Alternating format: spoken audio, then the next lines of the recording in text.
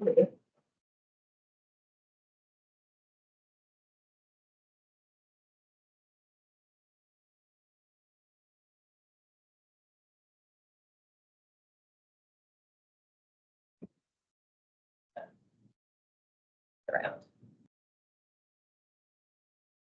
Okay.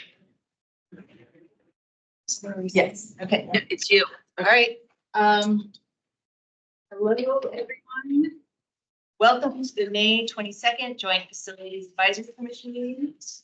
We are holding a hybrid public meeting, which enables remote electronic participation as legally authorized by the State of Virginia per JFAC's electronic meeting policy. At this time, I'd like to orient everyone to our hybrid environment and cover a few specifics about how tonight's meeting will be run. Members of the public may attend the meeting here in person or electronically by using the Microsoft Teams link provided on the JFAC website. Additionally, there's a dial-in phone option for those who wish to use it. Commissioners who are joining virtually, if anyone loses internet connectivity during today's meeting, please reconnect with us by phone. Please keep your phones and devices muted until you're called upon. Turn off sound to any other devices around you to minimize interference. For virtual attendees using Microsoft Teams, please turn off your video feed. I will address when it is appropriate to turn it on in a moment.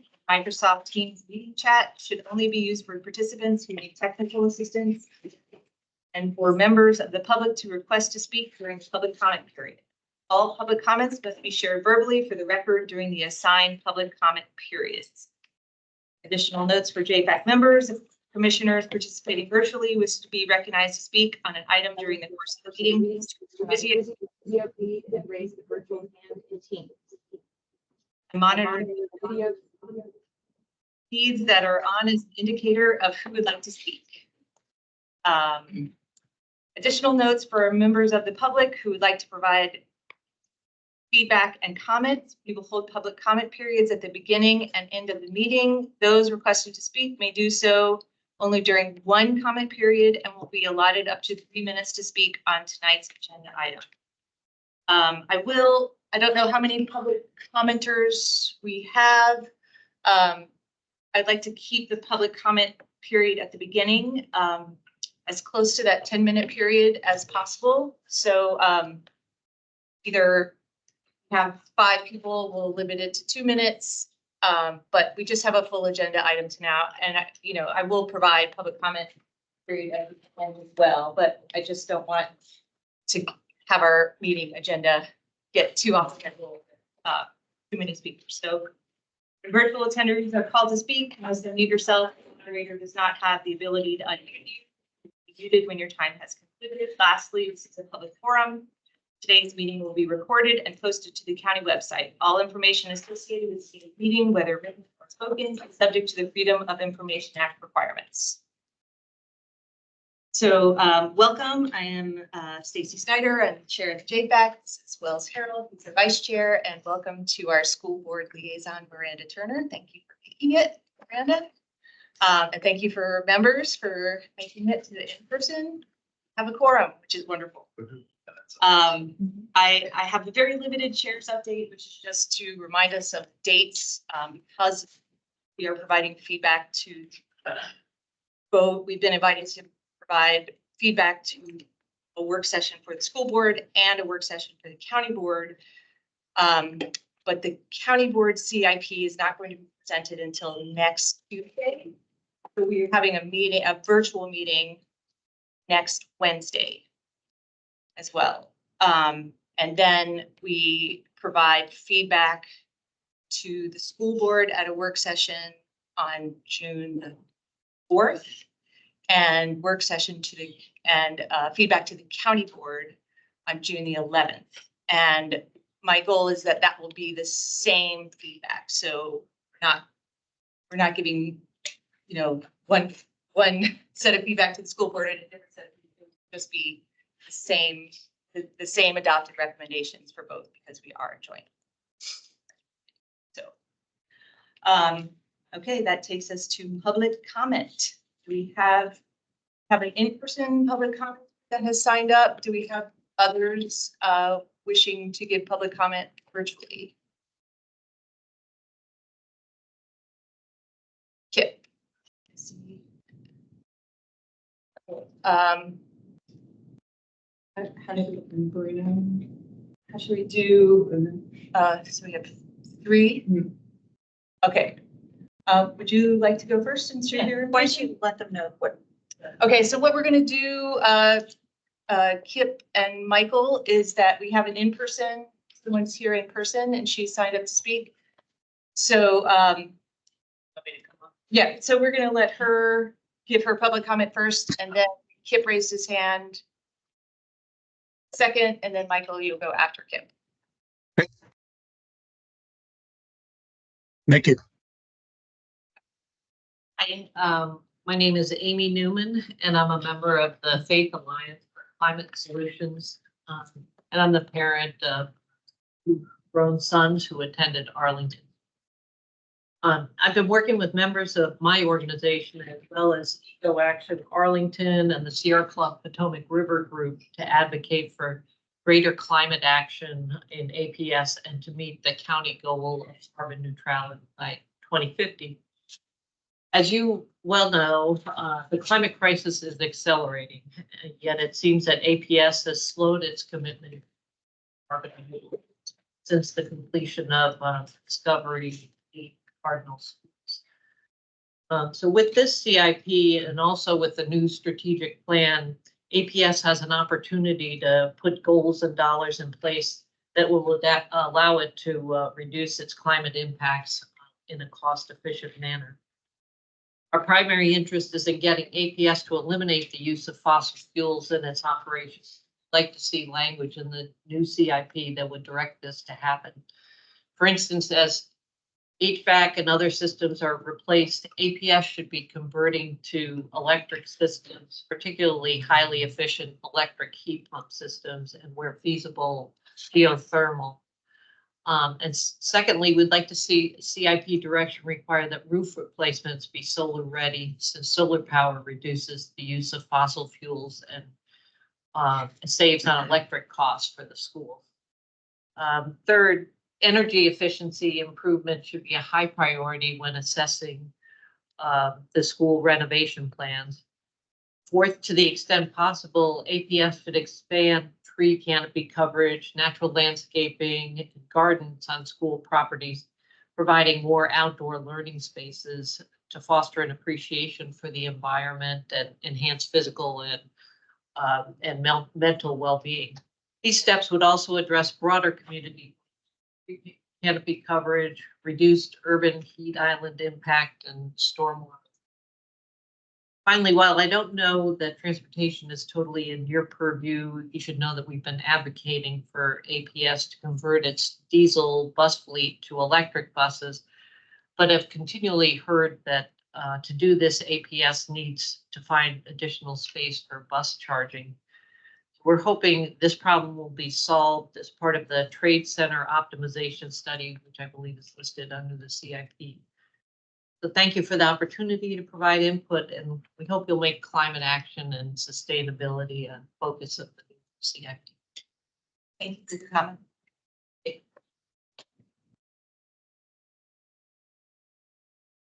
Yep. Well, thank you. I'm Kip Malinowski, Douglas Park resident and APS teacher at Thomas Jefferson Middle School. And I'm here today to speak about a need for a joint feasibility study for the Thomas Jefferson Middle School and Community Center.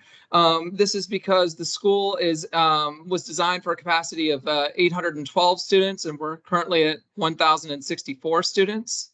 Our science classrooms are currently out of compliance with the Virginia Code in the number of sinks and ventilation and the space that we have available in those rooms. We have major ADA issues that we've been exempted from because the school is more than 50 years older before the passage of the ADA Act. And so there's major issues that need to be addressed. In fact, the Thomas Jefferson site was recommended 17 years ago. It was looked at the CIP process, and it was in part the breakdown of a process between schools and county that combined with the recession, among other factors, that led to the cancellation of major renovation then at that time. And so for this time, especially as we look over the horizon at the next CIP, we want to make sure that it is a priority to ensure funding is available and that county and schools are able to work together in a joint way to address the needs of our students at our middle schools where we have a capacity issues, so that we can make sure that we are providing the best education that we can for everyone. And again, with that, I thank you for thank you for the time. Thank you for your comments. Michael Bruno? Yeah, thank you very much. First of all, my name is Michael Bruno. I'm a Montessori parent. I'm an officer in the Arlington Montessori Action Committee. But I come to you mostly as a Montessori parent in both MPSA and Dunston, and I come tonight to talk about our support, the community's support for the proposed CIP plan with either option 2 or 3. I just want to thank you also for your service. I've served on other task forces, and I know you put in a lot of time, and you're taking your charge very seriously. We do too in the Montessori community, and we're trying to be responsible citizens, not just in APS, but throughout the county. And that's a key reason why we support the CIP proposal. I could go on for all night long talking about the benefits of Montessori, but one of the things we think doesn't really get remembered quite well about the CIP proposal and why it works so well for us is because in the APS Montessori community, we have 713 APS Montessori students as of last year. I don't know the exact number right now. I know that it's more than that, but it's at least 713. And the old Career Center building could accommodate more than that, up to 775 possibly, depending on how the renovations go. And while there are many debates about how to best use the old Career Center building, the APS Montessori community could actually fill that building on day one and do it in a very economic way, also allowing for space to be used currently in other places that need it more. So there are a lot of benefits, not just to the Montessori program to move into the Career Center. We believe it's best for the entire county, and we recommend that this committee also endorse the CIP proposal with either option 2 or 3. We're open to option 2 or 3, and we know, again, being responsible citizens, that every dollar spent for one issue is a dollar that can't be spent for another. But option 1 will meet nobody's needs moving into the Career Center building. And in fact, it represents money that would get spent regardless who used it. So nobody needs get met. The money gets spent anyway. If we're going to put Montessori in there, we might as well do at least option 2. Finally, I just want to say that the Facility Advisory Committee at APS has endorsed the CIP proposal with either option 2 or 3.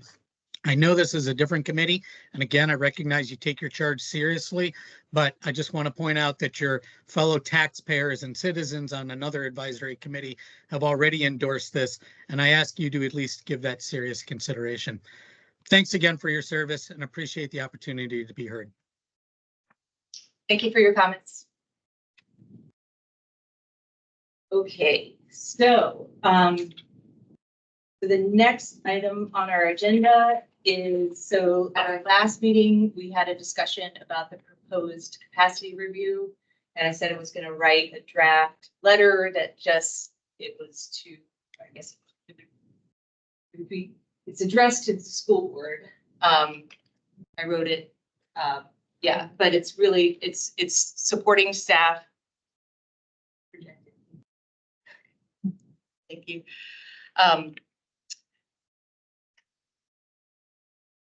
Not a very long letter. It said, it says, we discussed this. Oh, good. At our this proposed school capacity review. We discussed it at our meeting and found that this review could help APS better understand the design capacity of our schools and could offer a more refined planning tool that could be used for program placement, boundary changes, and capital planning. As a joint commission, we also recommended that the Arlington County community spaces that are located within APS schools also be examined as part of this review. And we suggested that the vast amount of information in the facilities, it's actually the facilities condition assessment report, that will have to be changed. This is a draft letter to be used to help inform the review. And then we offered any assistance Everybody okay with that letter with This did not capture the session that we had last time. So Which part? I don't know. with I thought- Mark? Mean the part that we tweaked that section? I'm not, I don't read this to address the concern about whether the capacity review was just going to look at the snapshot of what programs are currently happen to be located versus a Right. district-wide. I thought we had that, answered, that Robert Okay. answered that and said that it is a district-wide. And Okay, it is it's not looking at it like this is what it is and we're trying to justify that. It's Okay. like, we want to look at each of our schools okay, and do like a detailed look about and to give a broader picture. That's what, that's really what the review, the purpose of it is. And it just gives APS a better idea about what the actual design of our schools is as they're being used, for use in today's education. Yeah, Robert. it's not supposed to be something static, it's supposed to be something that change year to year. And it'll help inform decision-making around things like the enrollment management that Matt mentioned before. So, but first we need a big plan. Where are these programs? Where are they located? And then that'll help decision-making in terms of options for where could the programs be located in the future that might alleviate some capacity concerns so that it would be changing year to year okay. based on where the programs are in a particular year at a particular school. Is that okay? Yeah, if we don't want to memorialize any of that, but that's okay. That's fine. We don't have to. Okay, do we have any, a motion? Everybody, okay, anybody up against? Nope. Okay, so let's move on to our discussion about the CIP. I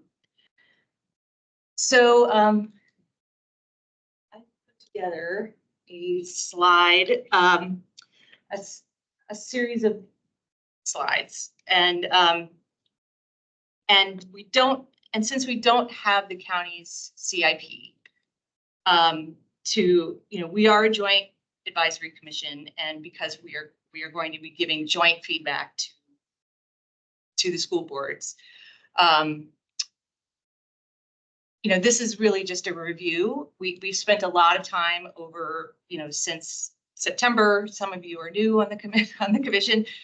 So this is partially a review of that too. So we spent, we gave feedback on the pre-CIP report. We gave feedback on the long-range plan to renovate existing facilities report, and the FCA, the facilities condition assessment report, the methodology. Well, set in on a kind of a work session. And then we gave feedback on the CIP direction. We talked about the budget. We've heard enrollment. We've gotten presentations on enrollment projections and county demographics. And so really what I put together is kind of a review of that.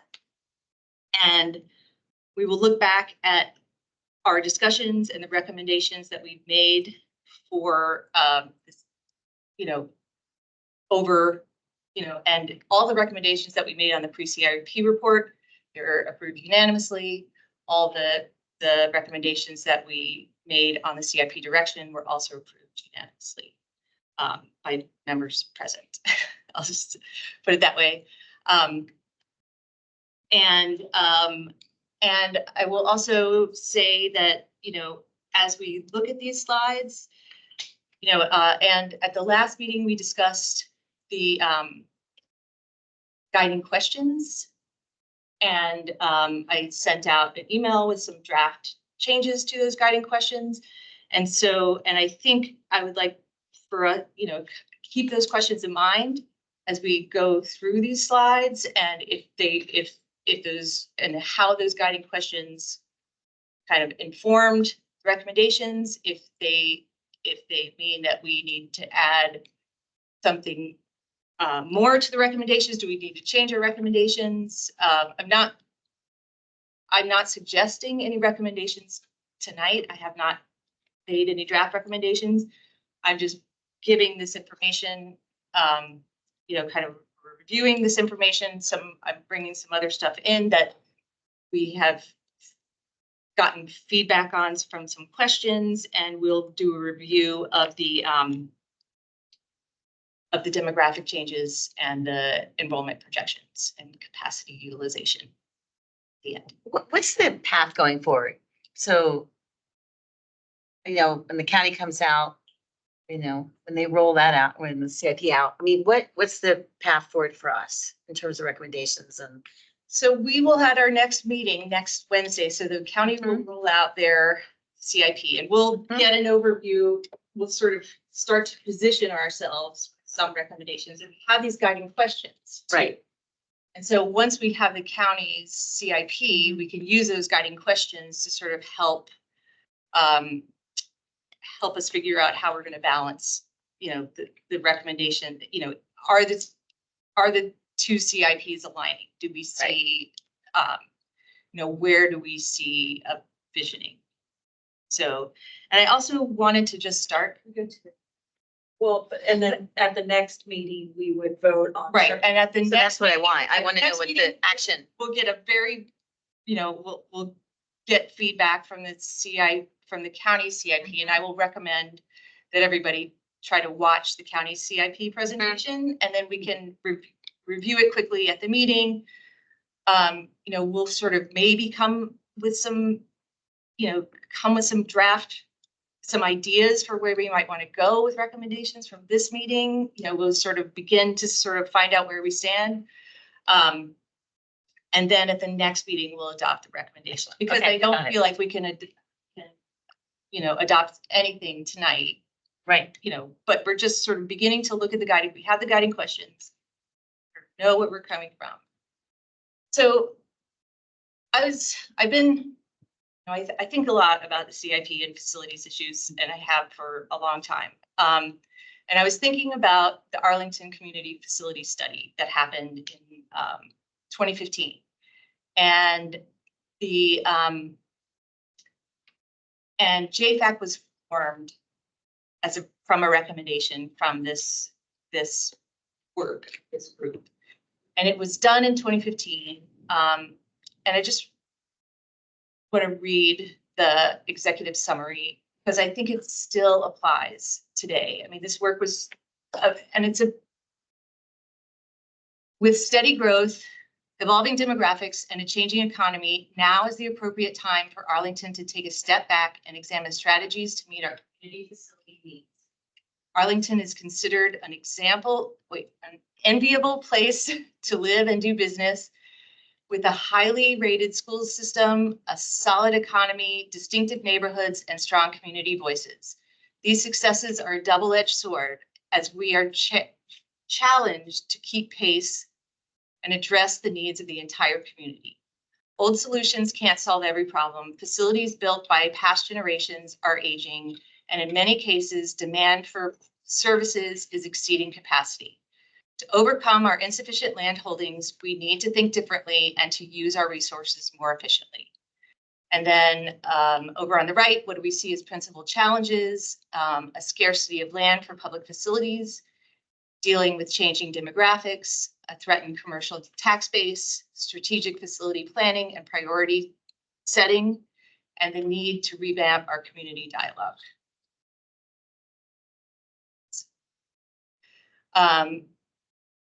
Just to go further here,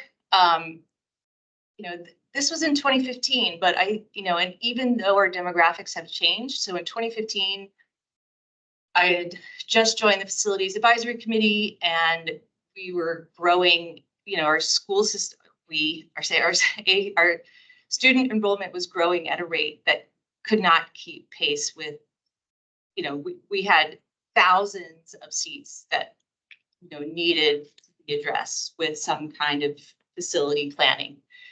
And so this group was put together to try to, to kind of come up with solutions, and understanding that as Arlington populations grow, the needs for our facility sites are not just for schools, but there's also fire stations and libraries and community centers and, other public services like the trade centers and,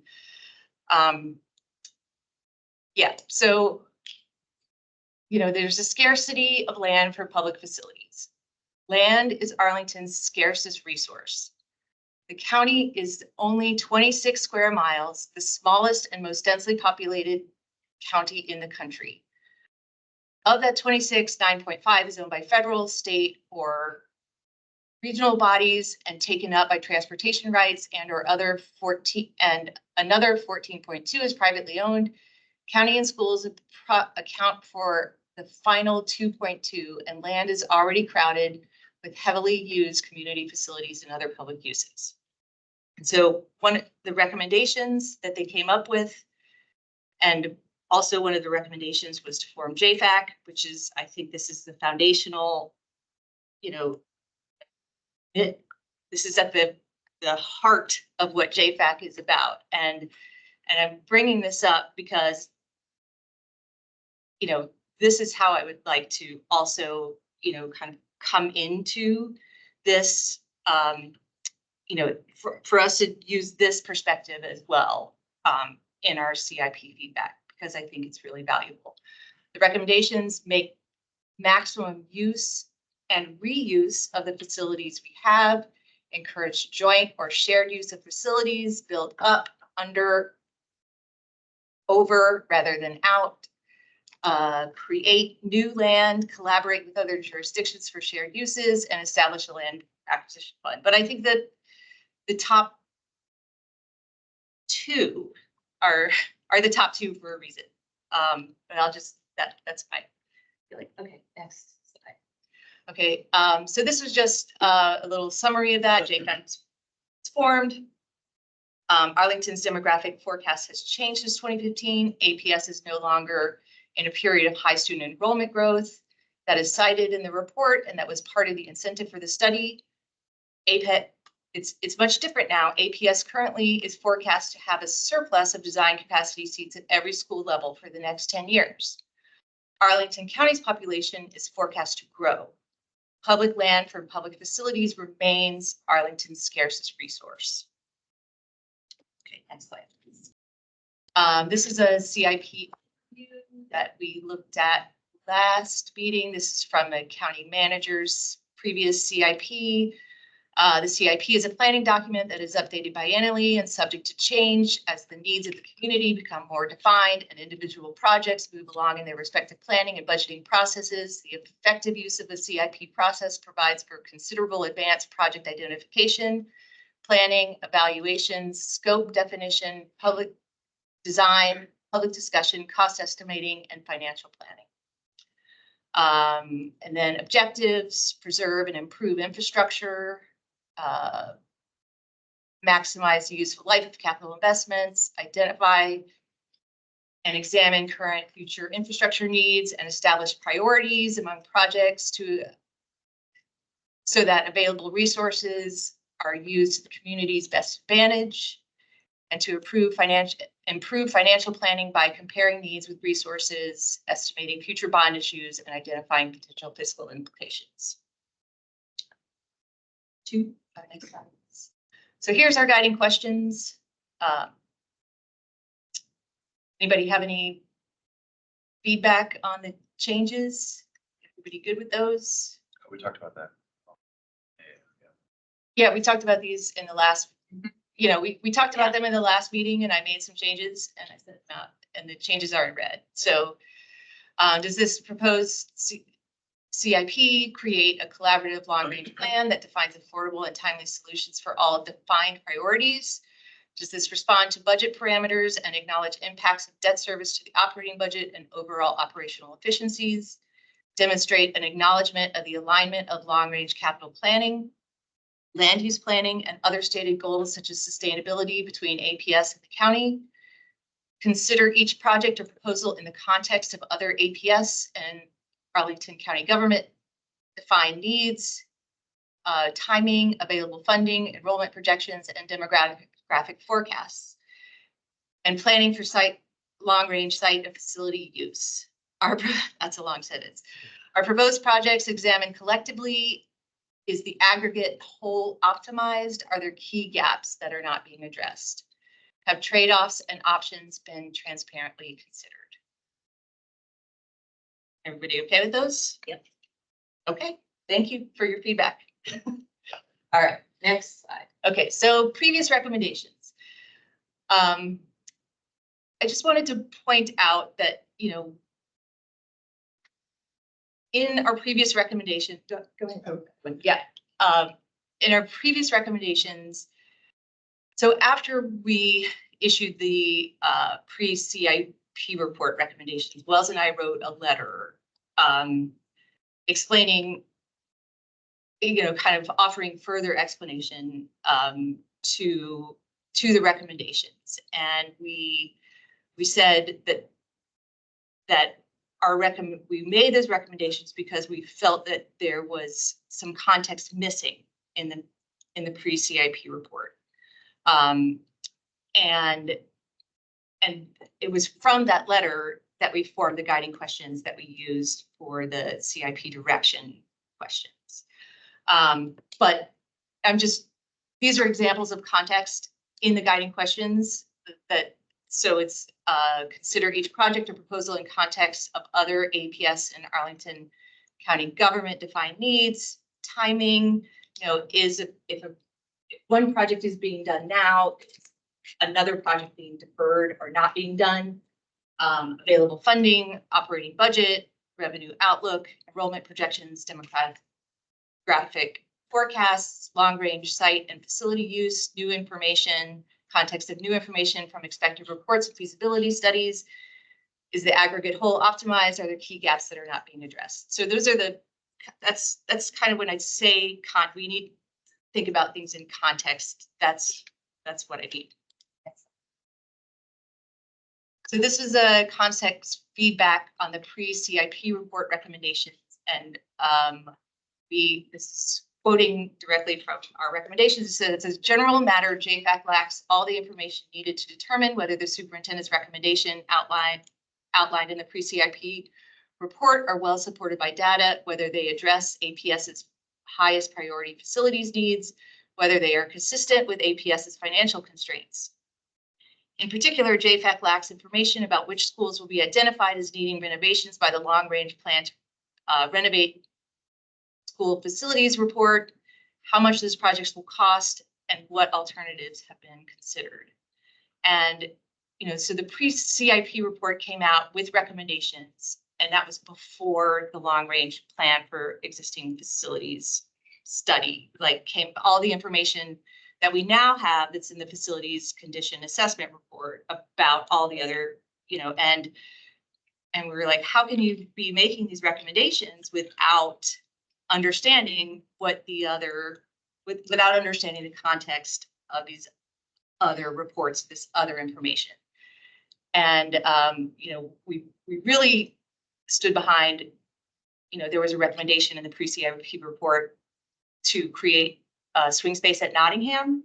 And we said, we really don't know we see that there's enough capacity that you can move around and open that up, but we don't know that that's the right place, because we don't know that you might need secondary seats. You might need, we don't know that that's the location, and we don't know what our other facilities are going to need. So, and we were right. I was wondering if you're going to put it that succinctly. I was thinking of putting it, and I'm like, no. Broader context, that's not diplomatic. It's always better planning. Right. It's always better than planning in a silo, which is another piece of information that we now have that we didn't at the time is, of course, updated bond availability. right, and Figures. budget. A little bit more. Those of it. numbers we compare the pre-SIP numbers Right. to the current ones. Very different. Very They doubled. Right. So. Yeah, So that's so another piece of information. Yeah, so that's now we another have piece of that wasn't there. okay. Okay, so the long-range plan to renovate existing facilities. So this is the very first, I think it's the very first paragraph. It's a screenshot from the executive summary of the long-range plan to renovate existing school facilities project report. And it says Arlington Public Schools is in a transition period regarding its current portfolio of facilities across the county. Recent new construction projects have provided additional student capacity to catch up to growing population needs. So there is a reduced need for new construction to increase seats and an increased need to address deferred renovation, maintenance, and modernization needs on existing buildings. Next slide. And then this was a pre-CIP report recommendation. JFAC supports renovating existing facilities that need them. The leveling of enrollment growth and projections provides an opportunity to invest in updating existing schools that have needed attention, but have had to wait during the era when APS was facing rapid enrollment growth and had to spend available funds and time bringing new seats online to accommodate that growth. This was a CIP direction recommendation. Also, what I want to do is I want to let's get through this section, this long range plan, and then we'll have a little, and then before moving to the next section, we'll have some comment and we can discuss. Okay, JFAC recommends that APS designate planning for a major renovation project as a priority beyond the feasibility deep dive studies in the FY 25-34 CIP to include language in the list of recommended direction for new projects, designating it as a priority. That was not done, but we recommended it. JFAC suggests adding language to the list on slide 11. You don't need to read that. It's important to include this designation for a major renovation project in the CIP to articulate that it is a priority and that it will be necessary when it comes to discussions with Arlington County government over bond capacity, that it is a priority. It will also provide notice to Arlington County government to also begin planning if the TBD major renovation project will be for a facility that require collaborative planning and or funding. A major renovation project was given a placeholder in the previous CIP, and other capital expenditures in the CIP would be balanced against this as a priority. Next. Oh, JFAC commends APS for doing the facility evaluation report and the condition assessment report. The reports and their underlying data provide an objective look at existing school facilities and create a source of information that will be an extremely valuable planning tool for APS to inform the CIP and future CIPs. We support the recommendation to review and align local projects with the minor construction major maintenance 10-year project list on renaming useful life and identified associated costs. JFAC also supports identifying the 5 major infrastructure projects for inclusion, along with estimated costs and alignment with bond capacity. Okay, so before we go on to the next part, does anybody have any additional, are we okay with where that recommendation was? Do we have any, do we want to, Are we talking about this part of The direction or, yeah. I mean, so the recommended feedback that we gave, everybody's still okay with that? Well, we gave it, are we asking us that? But if we're going to give, let's see, we gave that recommendation. If we were to give a recommendation, are there, Our values change. have our values changed? I mean, is there anything that we want to add in there? I mean, we can always come back. Can we do it now? Stacy, I'm not sure where it best fits, but we both had some interaction on the strategic plan that APS is doing. And I'm kind of wondering how that fits into the mix and whether we want to say anything about the strategic plan. Because it seems like that should be a guiding. I realize it's not finished yet, but it's pretty close, I believe. So I wanted to bring that up. Yeah, I don't. Yeah, I mean, I think that is, I mean, I definitely see there's overlap, but I think that at this point, I think we would be better to focus on, It may not sync up properly for this CIP Right. cycle. right, We could maybe put a marker down that we think it's important that in the future, the APS strategic plan be a guiding, a key guiding element for CIP development. Something. yeah. I think they're supposed to inform each other, That's what I understand. I mean, like, they kind of inform each other, but and it's like a Venn diagram where they kind of overlap. Let's put a placeholder in that. I mean, I think We it's could come back. worthy, but I wanted to don't know where it really bring it up. fits in with this. Okay, well, let's go on to the methodology. Okay, wait, so, JFAC was invited to give feedback on the methodology, and we sat in on a, I don't know, if it wasn't quite a work session. It was with staff to give feedback. Committee of the whole. No, we didn't sit in on a committee of the whole. It was with APS staff, and then our board liaisons were present. So it wasn't even a whole school board, a county board, but it was recorded, and we asked questions and we gave feedback, and then because we didn't have time to discuss that feedback at the meeting, Wells and I just wrote a letter based on the feedback. It was from the chair and vice chair. We didn't say that it was, supported by the whole JFAC or anything, but I just wanted to sort of point out, so the long range report divides, this is kind of a review. This is quick review. Go back to the other slide. It's okay to zoom in and then go back. One more. Yeah, this one. So there's 3 categories. One is local projects, and it was, I can't see the numbers anymore. And it kind of, it was more or less defined by how much they were going to cost. A major infrastructure project, like timing and money, major infrastructure, that's like a roof, an HVAC system. And that's anywhere from $500,000 to 15 million. The schedule is 1 to 3 years. Disruption is minimal. You can usually keep the students in the school system, and then the deep dive studies or a major innovation was anything over $15 million. Schedule is 3 to 5 years, and the disruption is major, possible phasing required.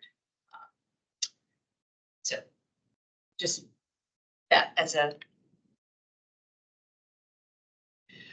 so we gave feedback methodology. Our feedback was to,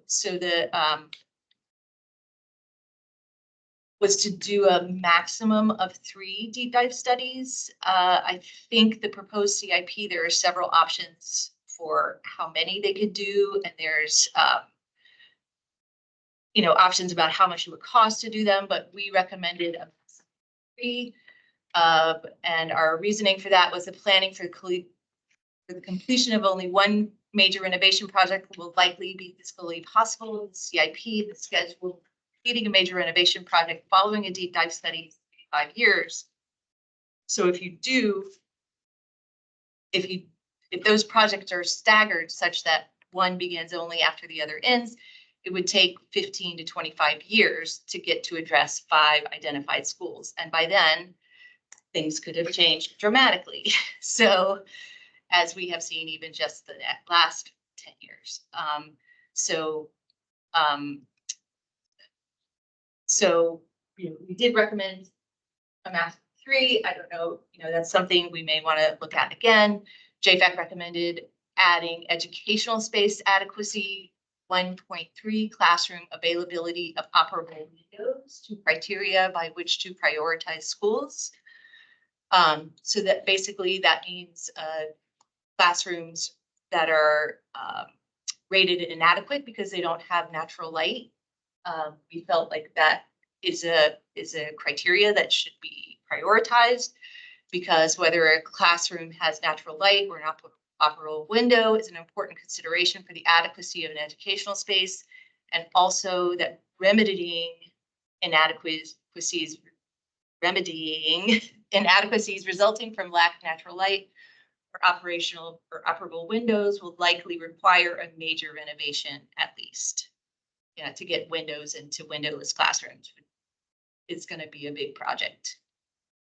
And just so we're all clear about the distinction, so the long range planning report that came out in the fall, and that we got at least I got a helpful briefing from APS staff about. It kind of divided potential projects into those two buckets, sort of like medium term and long term, and those mostly tracked whether something was about a building issue that could be fixed with like fixing a roof, replacing windows, things like that, versus what they is this separately for adequacy of like educational programming within the space. So like, is the building itself, are the classrooms in the building, is the setup overall conducive to the program for which is currently being used? Because the ones in the latter category is like, well, you can't just like replace a roof to fix a problem if the classrooms are too small, or if there's not enough ventilation, without like a major overhaul of the space, without enough windows, things like that. Next slide, please. Thank you. So this is at the committee of the whole meeting. The APS staff gave a list of deep dive study of schools that should be considered for deep dive studies, or kind of be considered for a major renovation from the pre-CIP report.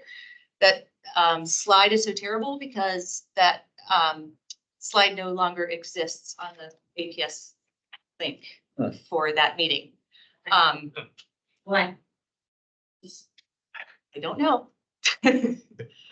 I'll find out. Yeah, it does no longer exist, but so I know it's hard to read, so I put I wrote a list over on the side, and I'll just note that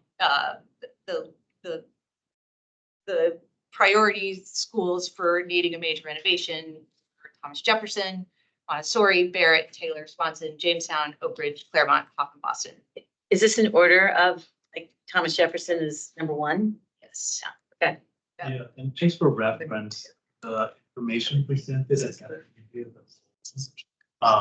that was shared as an example, and prior to the implementation of the approved methodology, it was just an example. And of course, afterwards, JFAC and FAC provided feedback on the methodology. Okay. Thank you, Robert. And some other context here. We also, as part of recommendations, I think as Stacey mentioned before, just said, all right, well, there are going to be 3, 4, or 5 deep dive studies. Can we go ahead and budget for at least one project that we are pretty sure we're going to need?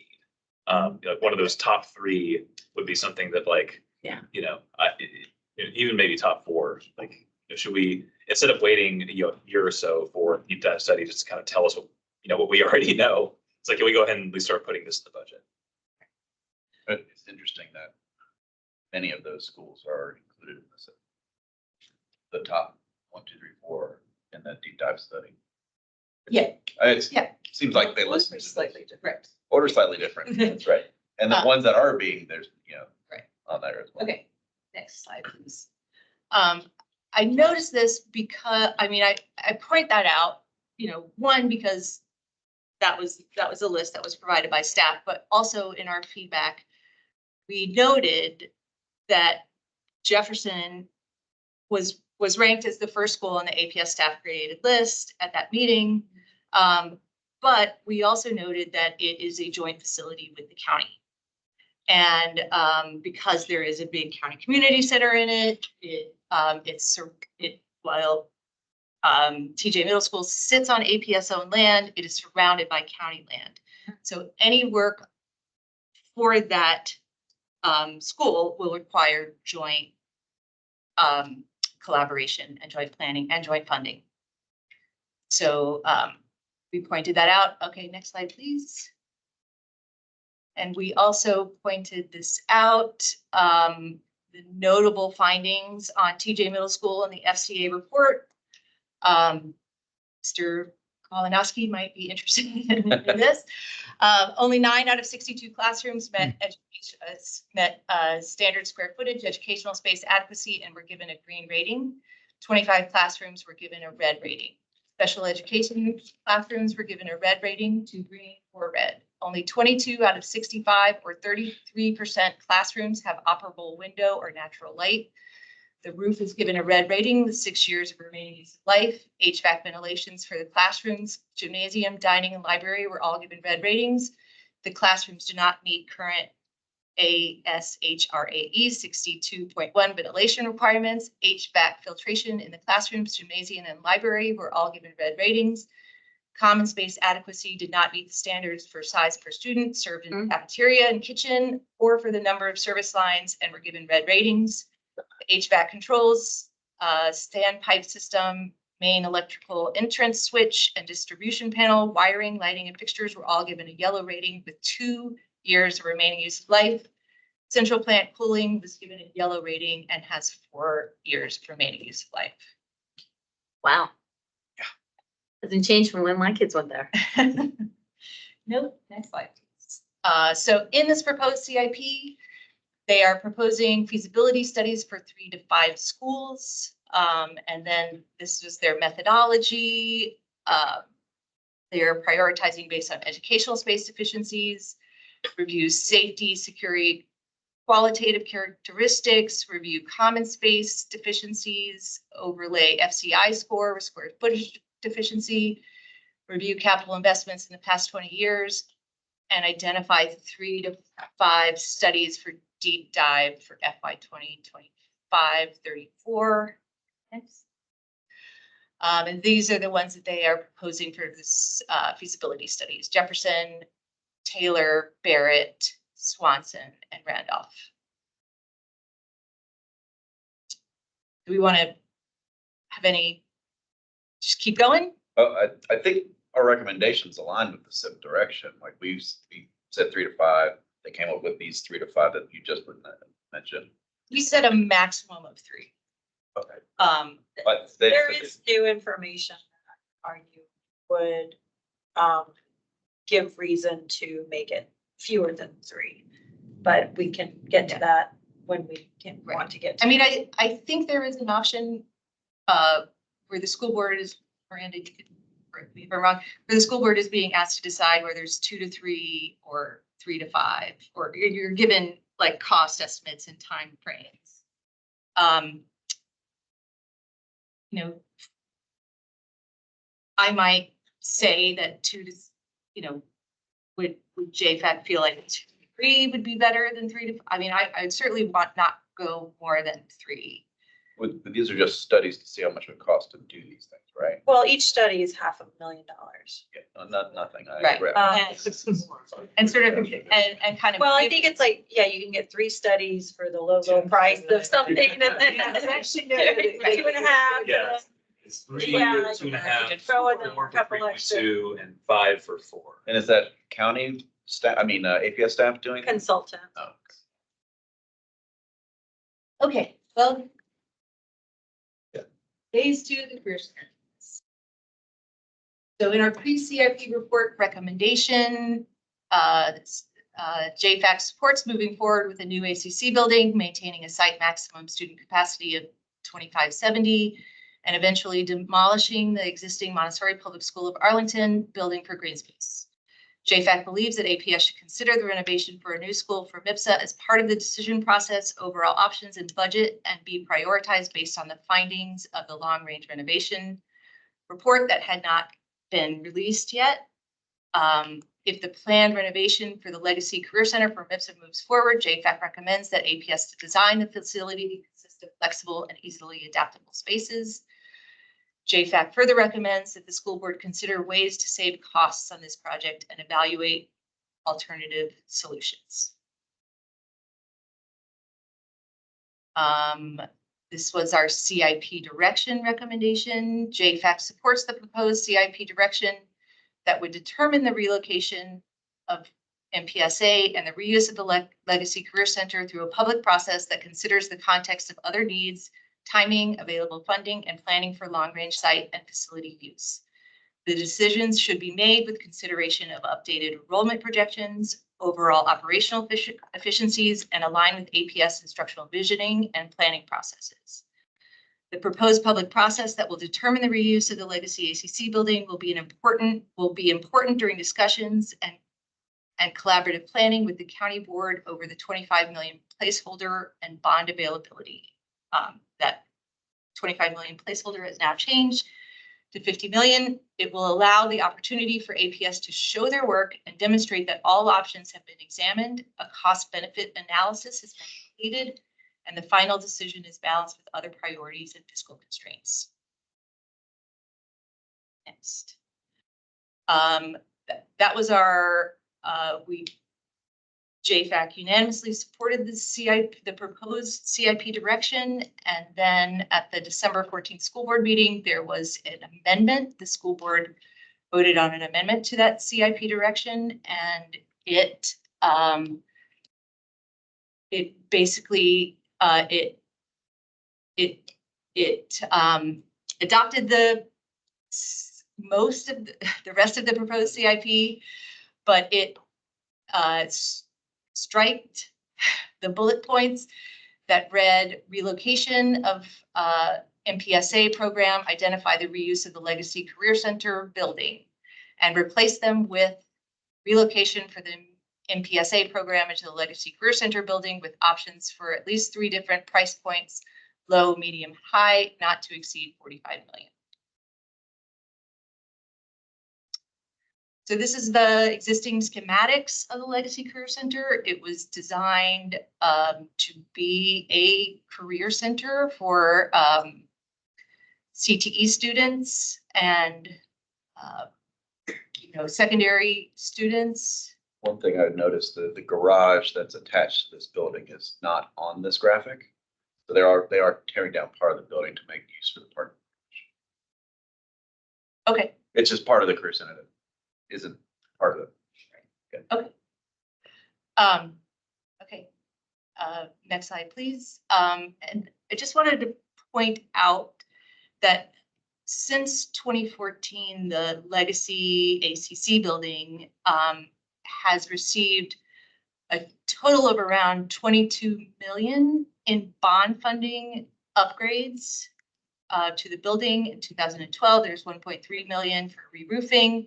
2014, there was 7.68 million for infrastructure bond, and then 13.75 million in bonds in 2016. I think all of those were finished in 2020, improving the kitchen and serving line, gym space, 2 science labs, math classrooms, breakout space, PEP second floor reconfiguration, a library second floor classrooms, commons refresh, administration suite, security vestibule, small library, improving universal accessibility, and replacing PA head. And so just. And that was before the decision was to move and create all those spaces, the seats, high school and Arlington Tech. I can't remember when Arlington Tech was created. So I guess that's my answer. I mean, it was all of those renovations were done when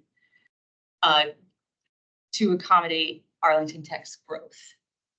Did it exist in 2014? That's all. Well, it's yeah. I know. I think so. It had just they just had their started. graduating class like 2 years ago, right? 2 years ago. So that would have been, they started. Anyway, it is. 2017. I don't remember. Yeah. I mean, whatever. There's still 22 million that has been spent on that facility in the last decade. Next slide, please. And so here are the Montessori options in the proposed superintendent's fee.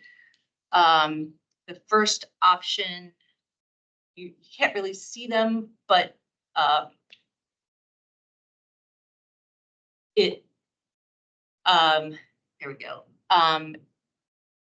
It does create pre-K, K in one classrooms with toilets. I will point out though, that there's only 4 pre-K classrooms in here. That's what I think is at PSA now. Right, Okay. but I don't think that it is going to house all the other pre-Ks from around the county. That was never the intent from what I understand. Okay, yeah, so it's not going to become like a, It could, but that's not the plan. well, not without pre-K classrooms. So. Yeah. Correct, but I'm not saying it can't, I'm just saying that. Okay. There is not a plan to move Yeah. Montessori classrooms from neighborhood schools. Yeah. That's where a lot of that program exists, where there's sometimes space, so, we'll throw them on a Montessori classroom here. Right. Make it for the pre-K, where Right. there's high demand and good Right. things, whatever. Right. Not germane. I mean, I just have heard that an argument that it would make operational efficiencies if we could move, to Yeah. consolidate all the Maybe. Montessori pre-Ks. Yeah. But I don't think that, right, yeah. And It depends on, yeah. right. And I don't, and that idea is not supported by Yeah, I don't think your it's, pre-K classrooms being in this renovated. I don't think building. that idea Yeah. has been talked about by the board or, Right. The consolidation, yeah, was that part of the SIP? there were lots of people very active about it in these previous meetings. Okay, Okay, anyway. I just don't, It's I certainly. would like to it talk was about sort of the the- SIP. Okay, yeah, I'm Like just the pointing out. that movement of there's pre-K just- is like, Yeah. okay, so. Just pointing out that there's just 4 pre-K classrooms in here. But in this option 1, there's 11 classrooms that don't have natural light, 11. And it doesn't create a gym, there's no stage, and the classroom sizes vary. I'm so sorry. I think I understand your point. The design specs for pre-K and K are the same. As I understand it, as far as because the pre-K, they're in the same classroom. So it goes 3-year-old, Oh. 4-year-old, 5-year-old kindergartners, i.e. in that set. So Right. those, But it see, says 4 pre-K on that slide. Right, But in working practice, the other 5 and 4 Okay. could be. okay. They all are the same. But So- this is not a consolidation of pre-K. No, it does not. Yeah, Okay, I am. option 2, we'll go back to the CID. Yeah. Happy to- Sorry, the numbers were really slow to focus on it. Is it like first grade, second grade? So the other numbers are like by grades, is that right? So lower L. Pre-K, K, went to, okay, so the next level is, Okay. okay. Option 2.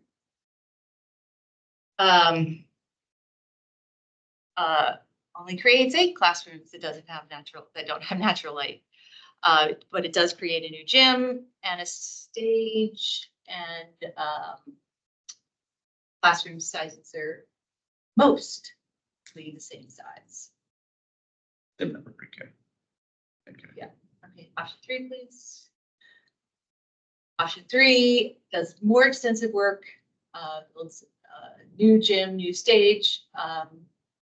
Still creates 6 classrooms that don't have exterior windows. I asked APS to give me some more refined explanation of what few, more, and most size classrooms meant, and they sent highly graphic.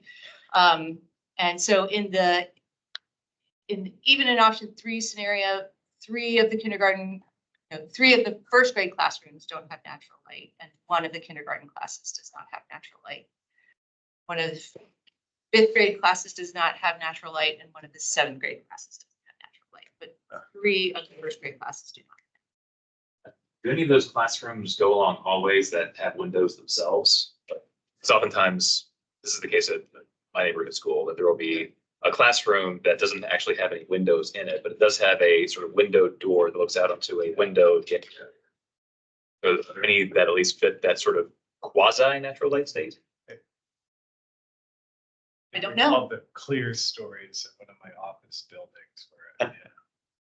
There are issues with having clear, like, walls and elementary schools. It's incredibly distracting. Just every time someone walks through the hallway, it's like, oh, there's motion. Oh, there's something going on. It's actually, and it's also an issue with safety.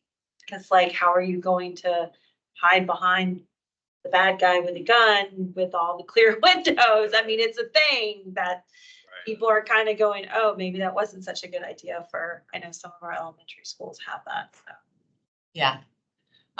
having walls. in- Right. Anyway, just, we can, let's keep going. Yeah. This is just a comparison of the options. I have a question about for the middle schoolers who are supposed to attend, Good attempt. sixth graders. Yeah. Well, Well, it would, yeah, it goes through it, but yes. yes, You could. I think that's the idea, right? That's why. How did those students have access to, I guess, after school sports, band, because we're talking about just the building, but like, what about tracks or like, are they just gonna have their own sports teams or there's no sports for those kids? It would, this is very theoretical, and I am not an expert on this, but as I understand it, there's some pie in the sky taught discussions, if back with a better way of putting it, where middle school resources are shared between the Montessori program and an Arlington Tech program that starts earlier. I think that's the Okay, and general things, and that would that alleviate some that CD. starts earlier. Okay, so like, So you, and those, it would be like an HB Woodlawn where you go band, or you could have band there, but might go back for band, like you so do. it'll be the sixth graders with the ninth graders? No. Well, Because that's high school and. correct. And I think there's some separation, but HB Woodlawn is set up with middle and high school, and they follow the high school schedule, but I think they keep students separate. Also, no idea what happens at HB Woodlawn, so I'm hypothesizing. Okay, so I mean, but we But don't, because I mean, there's a lot of talk of just having like a track or just like the kind of things that middle schoolers Yeah. often use. And And- so yeah. how does that fit in with it? I think the space where the field would go would have many of those things. But I don't know. I think the discussion about filling it on day one with 775 is based on clearing the waiting list. Yeah, In addition to these talks about bringing more pre-K classrooms to that site versus across the county, and eventually relieving the overcrowding at Gunston by pulling Montessori out and putting it there. But that, again, I don't think that's Diana's to point of discuss like, that who's with it best to consolidate, who's it best for to consolidate the program? yeah, right. I mean, those are Individuals, really what- instructional But that's, and Yeah. not, so Okay, let's, all right. let's kind of move on with the CIP. Just in terms of the gym, you said there was money that was allocated that was actually used in the gym, and we're talking about a proper sized gym. So I just wanted to like at least put a footnote there, because I'm curious as to why a gym would be appropriate for high schoolers, but not for Well, it's, younger students. Is I mean, it, is it numbers of? well, the students gym there? was not adequate for high schoolers. Okay. It was I think an old lab space, and it was basically one of the reasons why the new building got built for these full-time students. One, they were running out of space. There were a lot of classrooms without natural light, a lot of the labs, the mechanic, auto body could upgrade, there were lots of reasons, but the FCA report does say, and I looked at it pretty extensively, that the Legacy Career Center building as a facility, the roof is fine, the HVAC system is fine, all of it needs an elevator repair and some other things, but there, as a envelope of a facility, it is not in need of immediate attention, and it has had just $22 million in the last of bond money, which needs to last the life of the bond, spent on it in the last 10 years. part of that was the gym. That's why it was like, it's Yeah, one item and it's just uh, like upgrading the space as much as But- to the best ability, because there's all, like, since 2016, 2017, there has been, talk of making that, it was a neighborhood, it's going to be a neighborhood high school. It was, we were going to do a big additions on that. There was a whole career center working group to try to figure it out. And then there was a BLPC following that, but it was too expensive. So they back, and then they had another BLPC, and like, so this has been a long time coming. A lot So, of, and so the a lot of the money that's been spent has been spent to kind of get, keep the students in there. In designed to spaces keep that- it, and then Right. decision was made to. Right, yeah. Yeah. and that money was allocated though from your previous slide in but no later than 2016, which means it's through 2026, and all the funding that starts here 2027 at the earliest. I don't think the new buildings can be done until 28. You can't really start doing stuff. Right, but one of the methodologies is, for determining whether a building could get a major renovation, or, to determine, whether prioritizing renovations of schools was how much money was spent, like funds spent on the facility in the last Sure. period of time. Okay, next slide, please. Ask one more question as Yeah. someone who's only been doing this for a Yeah. little over a year. Has the county ever explored using like movable walls and things like that? I don't have any technical knowledge of this, but I didn't know if that's been sort of explored and used for, successfully or not successfully. The county or APS? APS. APS has, I've talked to them, there has been an effort to move towards that. To be more flexible, especially with extended day, because the childcare space requirements for extended day are different than the educational space requirements for that day. So they are aware that like having some maneuverability with like extended walls and so on is a good thing. That doesn't mean it's always been implemented, but Yeah, that's. but they are definitely aware of that. Flexible and feature. easily adaptable Yeah, spaces. That's sort of along, part of Yeah. that consideration. Right. Great. Okay. Okay, so, and this slide is kind of also based on, JFAC previous recommendations, but this is what we have understood as defined needs in the APS FY 25-34. Did we discuss the third option, or we just not going? Oh, do we want to discuss it? What do you want to? I don't care. I thought we were on this track, and then, oh, we're done with it. That's fine. Yeah, I mean, yeah, there's a, Oh, we did talk about it. I'm sorry. yeah. Yeah. I got a brain like a Yeah. goldfish sometimes. Sorry. So the needs defined by the facilities condition assessment report, major infrastructure projects, major renovation rebuild project that will be further defined by the feasibility studies that won't be done for another year. I mean, I think that's another context consideration for us. It's a need to relocate Montessori, reuse the legacy ACC, and demolish the current MIPSA facility, completing the campus with green space, the synthetic turf projects, the joint trade center optimization for electrifying school bus fleet. That's also a joint project. Ongoing major infrastructure, security vestibules, kitchen upgrades, public address system upgrades, ERP system modernization, and the height space too. Did I miss anything? I bring one of those up for discussion, or are we waiting for? Yeah, you I can take keep one up. interrupting. Yeah. Okay, synthetic turf projects, again, new to this. I'm sure there was discussion, I'm sure there was decisions about investment. My very basic understanding is that it costs significantly more upfront investment, but then over time there might be less in terms of maintenance costs.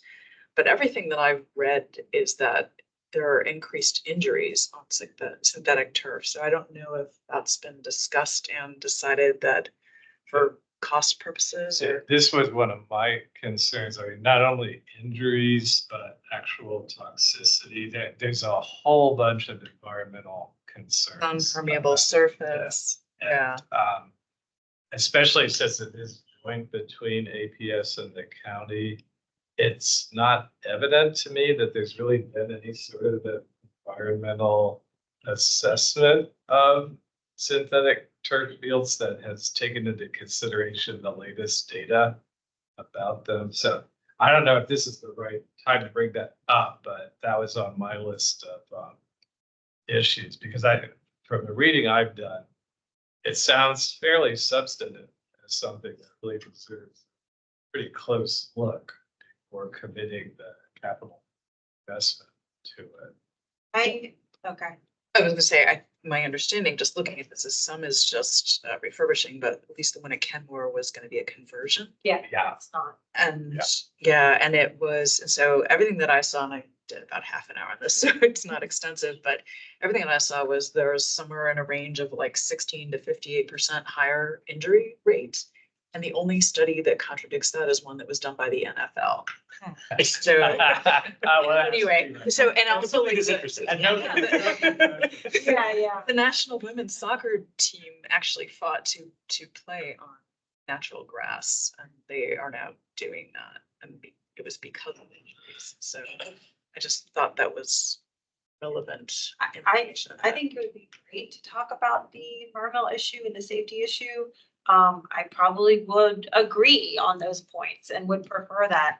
Just being maybe not devil's advocate, but I think the reason there is an interest is because when the grass fields can't be played on, right? They're wet, they get torn up when they're wet, and it just means that they're offline a lot more, and to the scarcity of land issue, scarcity of public places. I'm totally like, I hear that. I think that's what the counter argument would be. And I think this Yeah. is where our Venn diagram comes in again, with Parks and Rec and, you know, and they probably made a recommendation for these synthetic turf fields, to be upgraded like this. Well, I don't know this. And so I think, you know, I mean, I'm just pointing it out as a defined need. I don't think that we, you know, it is defined There's in the definitely pre-CIP trade-offs. report. I see that, I'm not saying how that got defined, but it's in there. Oh, and I think, yeah, part of it's upgrading. So I don't know if anyone has a historic perspective in terms of like how long ago some of the fields started getting converted, or. They've been doing several field upgrades every CIP, you know, like one or two. And I know from just a use perspective, you know, Arlington Parks and Rec or Arlington Soccer, or whoever's using the field cancels because it's wet. Doesn't mean people aren't going to be on there that aren't organized. Yeah. So the fields get torn up, at least in the parks that I've seen, really quick. Whereas the turf ones never close for rain. So whatever they're programmatically designed for, they get used for. So I'm like, for a county like budgeting thing, 100% agree with you on the environmental things and health concerns. But from a maintenance and use facility, you know, you went now to the vast majority of natural fields that are all torn up because they've had a lot of rain this year and they've just been used when they weren't supposed to by non-organized entities, which is fine. Like, people are going to want to get out and play when they can. I totally get it. But that's kind of with it. One another, the advantages of turf over grass, and they don't cancel. There's definitely trade-offs. Sure. I would feel better if I knew that it had been documented, and I don't. All right. Can't. All right, well, we can take that off the list. I have no problem No, taking it off the list of It understood by me. belongs on that list. Yeah. It was defined by the Right. county, Okay, but we may want to say something about it. Right, okay, exactly. okay, we can do that. Okay, next slide, please.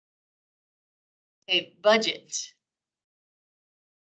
So this is from the, I think this is from the CIP direction presentation. It says each CIP, this is from the APS, CIP budget works. And it says each CIP typically includes projects that are ready to be included in the school bond with the cost and timeline for completion, potential projects that the school board wants studied for consideration in future CIPs.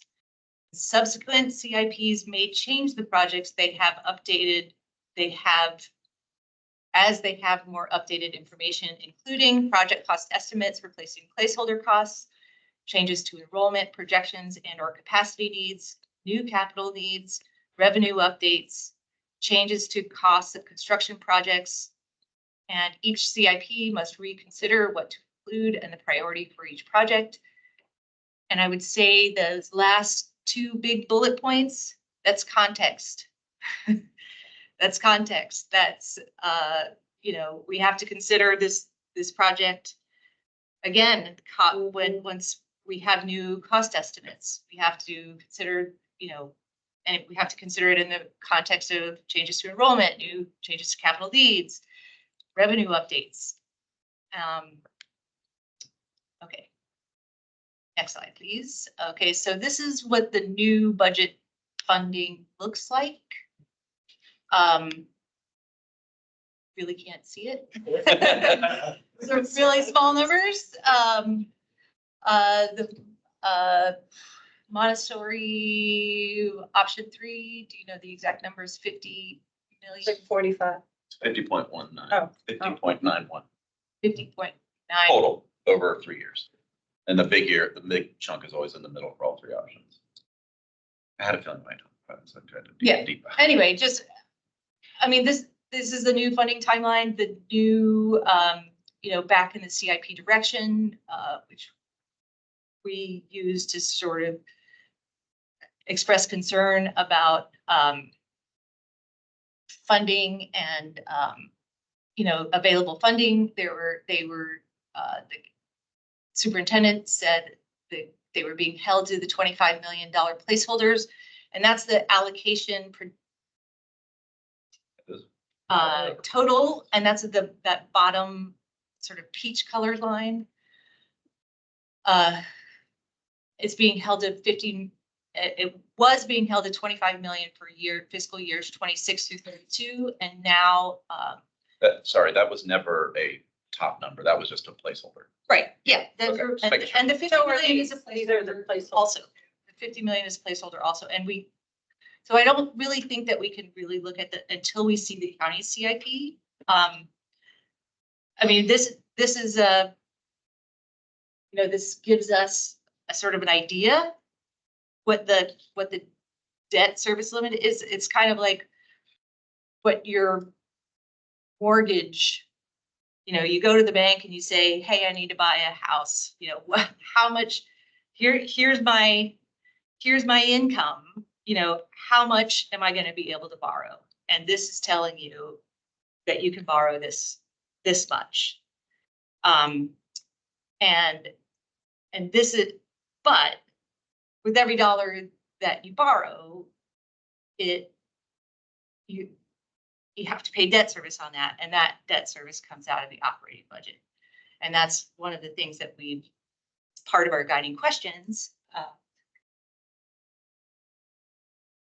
Question on that.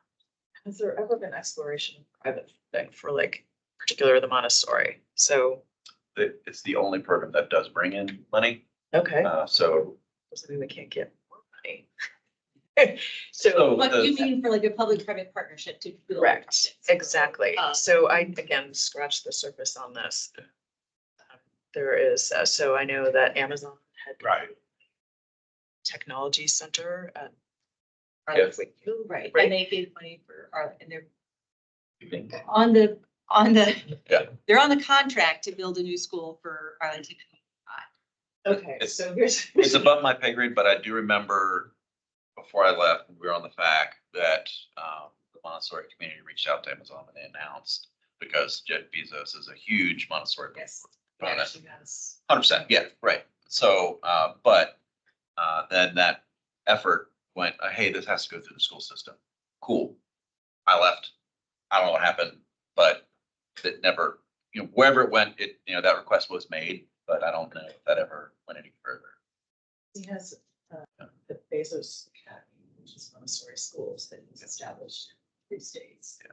He has a special interest in the county. Again, going back to the same well, but nonetheless, this is something he believes in. Yeah. I don't It's know what happened. I do know that a lot. I can go on about the reasons why he does that and all the things. Yeah. It's certainly an interesting. Yeah. And there's lots of news stories about having the same teacher for multiple years and the Can we post. move on? Yeah, nothing to do with today. Talked about where the sort of like extra bond capacity came from between for the projections from last year and the latest CFP recommendation. There's a footnote on the funding scenarios that said it came from the county manager's office. Yes, what I was told is the county manager sort of said, this is available, county needs are fewer, school needs are greater. Put this in as a new placeholder. That's my very loose understanding. Got it. So- Don't quote me. No worries. About the total max. But it's useful clarification. It's not as though there was a placeholder that got eliminated for one reason or another on the APS side. It's the county saying, we'll just give you a bit of a share of our, I believe that that's Right. okay. And I think that it's still a placeholder for now. Yeah. Which is why Yeah. we're just gonna until we know more about the counties, we'll just move on. And it's possible that we'll have somebody from finance come be here at our meeting, be able to join it next week to help explain that. But I just wanted to point out that just from the last year's CIP, we zoom in on this a little bit. The school's debt service that we're carrying in our operating budget projected just from last, from FY 23-32 CIP is, it's around $70 million every year. And that's the same operating budget that pays for our teachers, pays for bus drivers, pays for everything operational, books, learning, tools. And so, you know, and it is the next biggest piece of the pie after teacher and staff compensation is debt service. And so I think in an environment, can we go to the next slide? And just at the bottom, you see, you know, the last CIP2, the county had deferred a lot of projects during COVID and a lot of projects during the period of time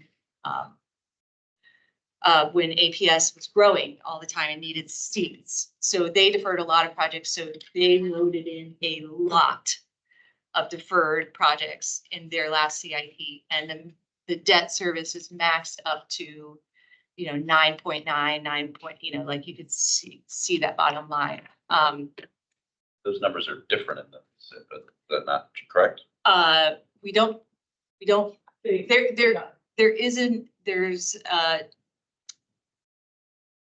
don't know what the county's is yet, because this is the combined debt service ratio. This is the Arlington County, this is from Arlington County. And Gotcha. we Track. do see at the very bottom of the funding scenarios that the debt service will increase. So there's a number that says, even though you're staying under, you know, around like 8.7, 8% debt service. We've talked a lot about that. You're still increasing the debt service. So that increase that's an increase to the $70 million that you're already carrying. That's an increase to the other, you know, to whatever number. And all those funding scenarios, there's a debt service increase every year. It's not, you know, it's not dramatic, but like, It does go up. Yes. you know, $2 million is 10 teacher, Well- 20 teacher salaries at full, you know what I'm saying? I mean, I just My- pointing that out, except for year 10. So, So I did look at those numbers because we've talked extensively about the debt service ratio. And I completely agree that it's important. I'm not saying that. What I did notice though is that those numbers for the debt, the pre-SIP report to this SIP report actually have gone down. They're still high, but the pre-SIP report in 2027 had us at 9.42 utilization. It's because it's a bigger operating budget, because it's an operating budget. It's because they get more money now. Sure. You know, We had to so raise- the assumption, it's just, I think, just an assumption based on the operating budget increase. Going forward, so as your Right. denominator gets bigger, your percentage. Of course. okay. But it's all assumptions. Yes. Who knows what's gonna happen Right. with our operating budget? I just wanted to point out that, so the county board wrote, in their, adopted FY25 budget guidance, a little bit about public schools fiscal sustainability. And it says, finally, this budget continues our revenue sharing principles with Arlington County Public Schools. The board notes the concerns expressed by the board's Fiscal Affairs Advisory Commission and the school board's Budget Advisory Council about fiscal sustainability for our schools moving forward. We share those concerns and have become increasingly concerned about the dependence of APS on one-time funding and reserves to balance their budget. We stand ready to work with our school board colleagues over the next year to find a path towards fiscal sustainability for APS. We recognize that APS and other school divisions across the county continue to work with the General Assembly. Okay. Our community, so, I mean, I think that gives you a pretty solid picture of public schools' fiscal sustainability of operating budget and how important, making decisions that are need-based and very mindful about priorities and about making sure that we've explored all the options is really important.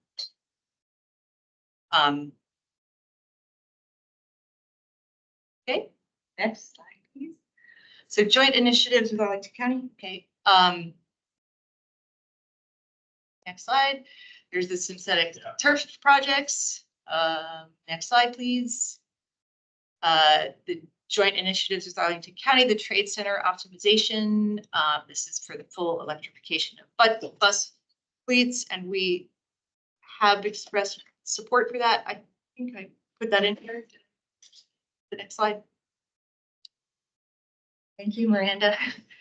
Oh wait, go back to the. It's not just. Yeah. It's not just the electrification. Of the bus. Right.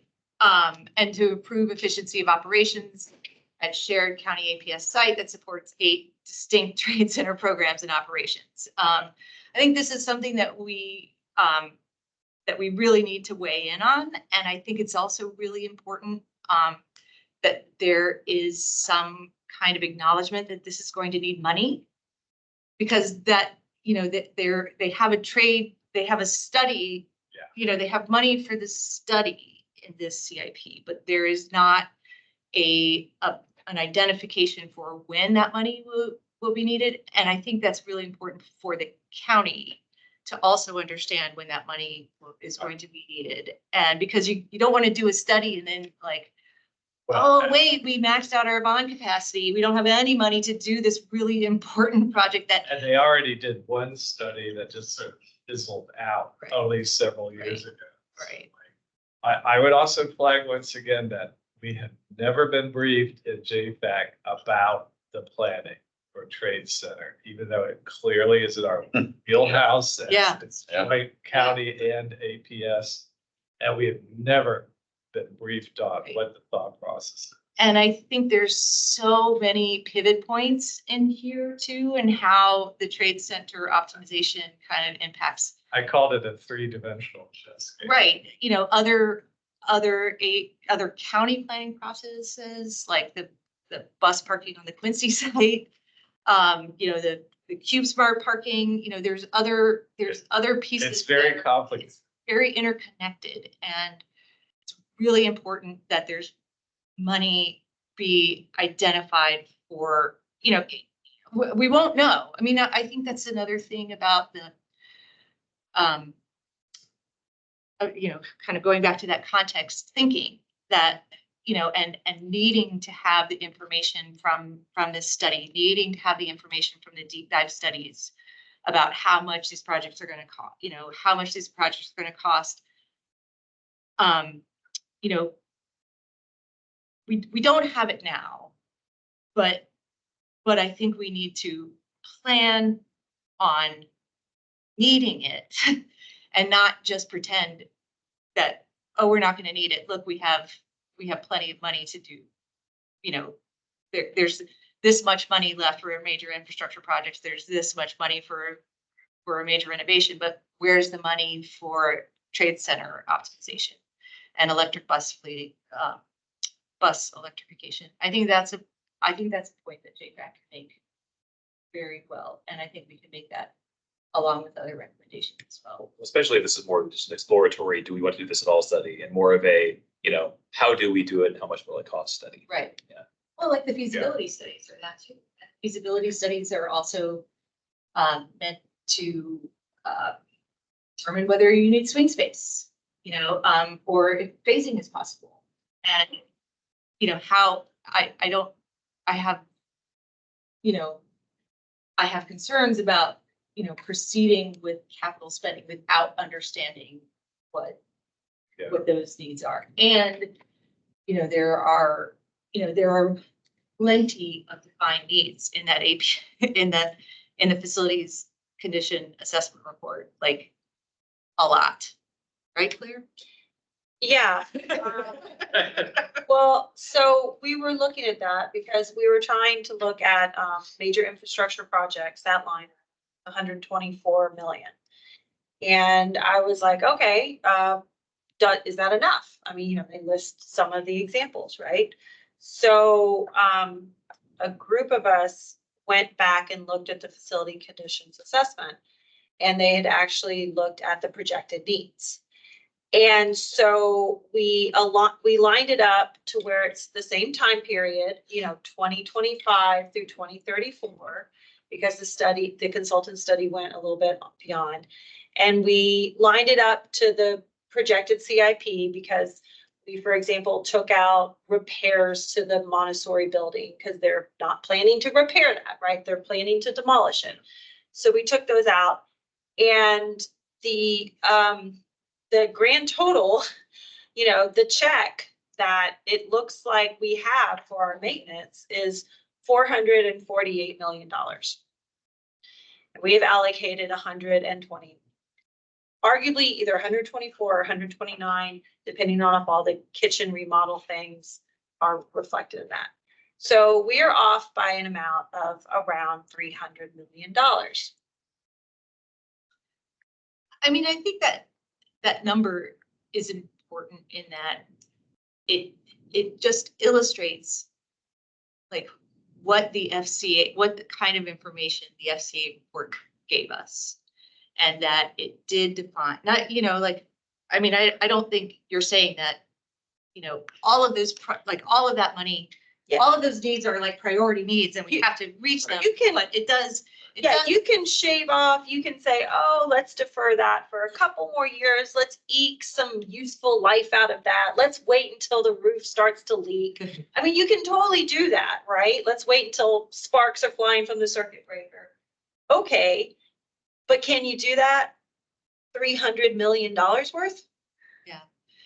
But I think $300 million worth. It does, to me, it illustrates that we have to prioritize our planning. But is that all SIP funds or does that come from other places? Because I feel like that's. It comes from nothing. Right now, no one's paying. If you want to, pull out your wallet, Is it's nothing. Part of the SIP process. They haven't thought about it. So to your question, I think an easy ask to put to APS would be, all right, so we've got 5 major infrastructure projects, or at least 5 schools designated for major infrastructure projects, HVACs and roofs. Right. What are the next 5? Like, what are at least the higher priority needs that didn't quite make the cut here, but that we've still identified as needs that need to be addressed at some point? And how many of those that project report was from which year? The exact years of the CIP. Right. So like some of those things have been done, right? So, No, that's no, nothing's. 2025 Oh, okay. to 2034. So there's no. And there's $45 million I feel like that's come due. happened. Yeah. There's definitely been some vestibules added. No, because we Schools that took I've out 2024 entirely, Yeah. both the costs and the needs. And then you also have operating budget that takes care of some of that stuff too. So the You know that MCM operating budget that the county board I'm says. not saying it's not inadequate. I'm just. Hold on. So that actually we considered in that. So we took out, so they cut the operating budget for MCMM because they had no money. And so it went from 6 million to 4.5 million. So best case, if you spend 45 million, right, that's MCMM money for 10 years. And that means it's not cut, even though there's a deficit of 31 million projected next year in the operating budget. So we'll somehow keep that 4.5 million, send all the teachers packing or don't give them COLAs. And then that still does not get you close to 300 million. That shaves it off by 45. It is a lot, right? I mean, I think we just need to look at the big picture and just say the FCA report defines a lot of needs that APS is going to need to fund. Absolutely. And they need to be prioritized, and we need to be really mindful of which ones we're deferring and how we're justifying that. And that it's they're consistent with safety. Right. And right. Yeah. Okay, next project. And just one more point on this. At our last meeting, we talked about the sort of allocating, funds among different buckets. So we've got operation and CIP. And we know that right now the operating budget is a little bit full, possibly even overflowing, whereas the CIP, turns out we've got a little bit more room there. And so if there's a way to meet more needs with the CIP, given that we have the room to do it, then that I think becomes the question. Is like, are there other projects, especially major infrastructure projects, that should be in here and that didn't make the cut for this particular recommendation so far? Yeah. I just wanted to point out that at the last meeting, we had Wells write a letter that recommended that that APS align with Arlington County government to adopt prevailing wage resolution, and they didn't do it for the Career Center, but they are going to do it. They're going to vote on a draft resolution in July, and then after that, it will be in place for all future construction projects after September 1st. And it did say in the CIP report that all the options at the Legacy Career Center include these provisions, Yes, which is good. and all I think other- that's progress. I think that's right. awesome. and every other project. And every other project. And every yeah. other project That was a that big potentially comparison. costs over $250,000 joint, the fields, that, every other project will also have prevailing wage and cost escalation. Thank you. Okay. Other joint considerations, TJ Middle School, major renovation or rebuild, energy sustainability goals and climate resiliency. To this. Strategic. Well, first of all, I strongly support that, but I think the broader sustainability, but not including financial sustainability, but the concept of more environmental sustainability is broader than just energy and climate. And Ms. Newman mentioned kind of the nature exposure element and the benefits for education of bringing in natural elements. The county is committed to the biophilic design approach. So I would like to see us kind of talking about broader sustainability, including kind of the nature component. maybe that's just environmentalism. I mean, I don't know that, because sustainability I mean, has it's a particular slightly like consumption aspect to it, fuzzy. a sustainable rate of consumption.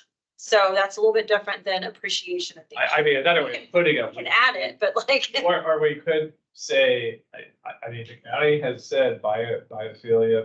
Yeah, we could add design, like that biophilia. I think that nature component to just sort of explicitly say, we'd like to see that reflected in the CIP process, that the benefits for students and everyone else.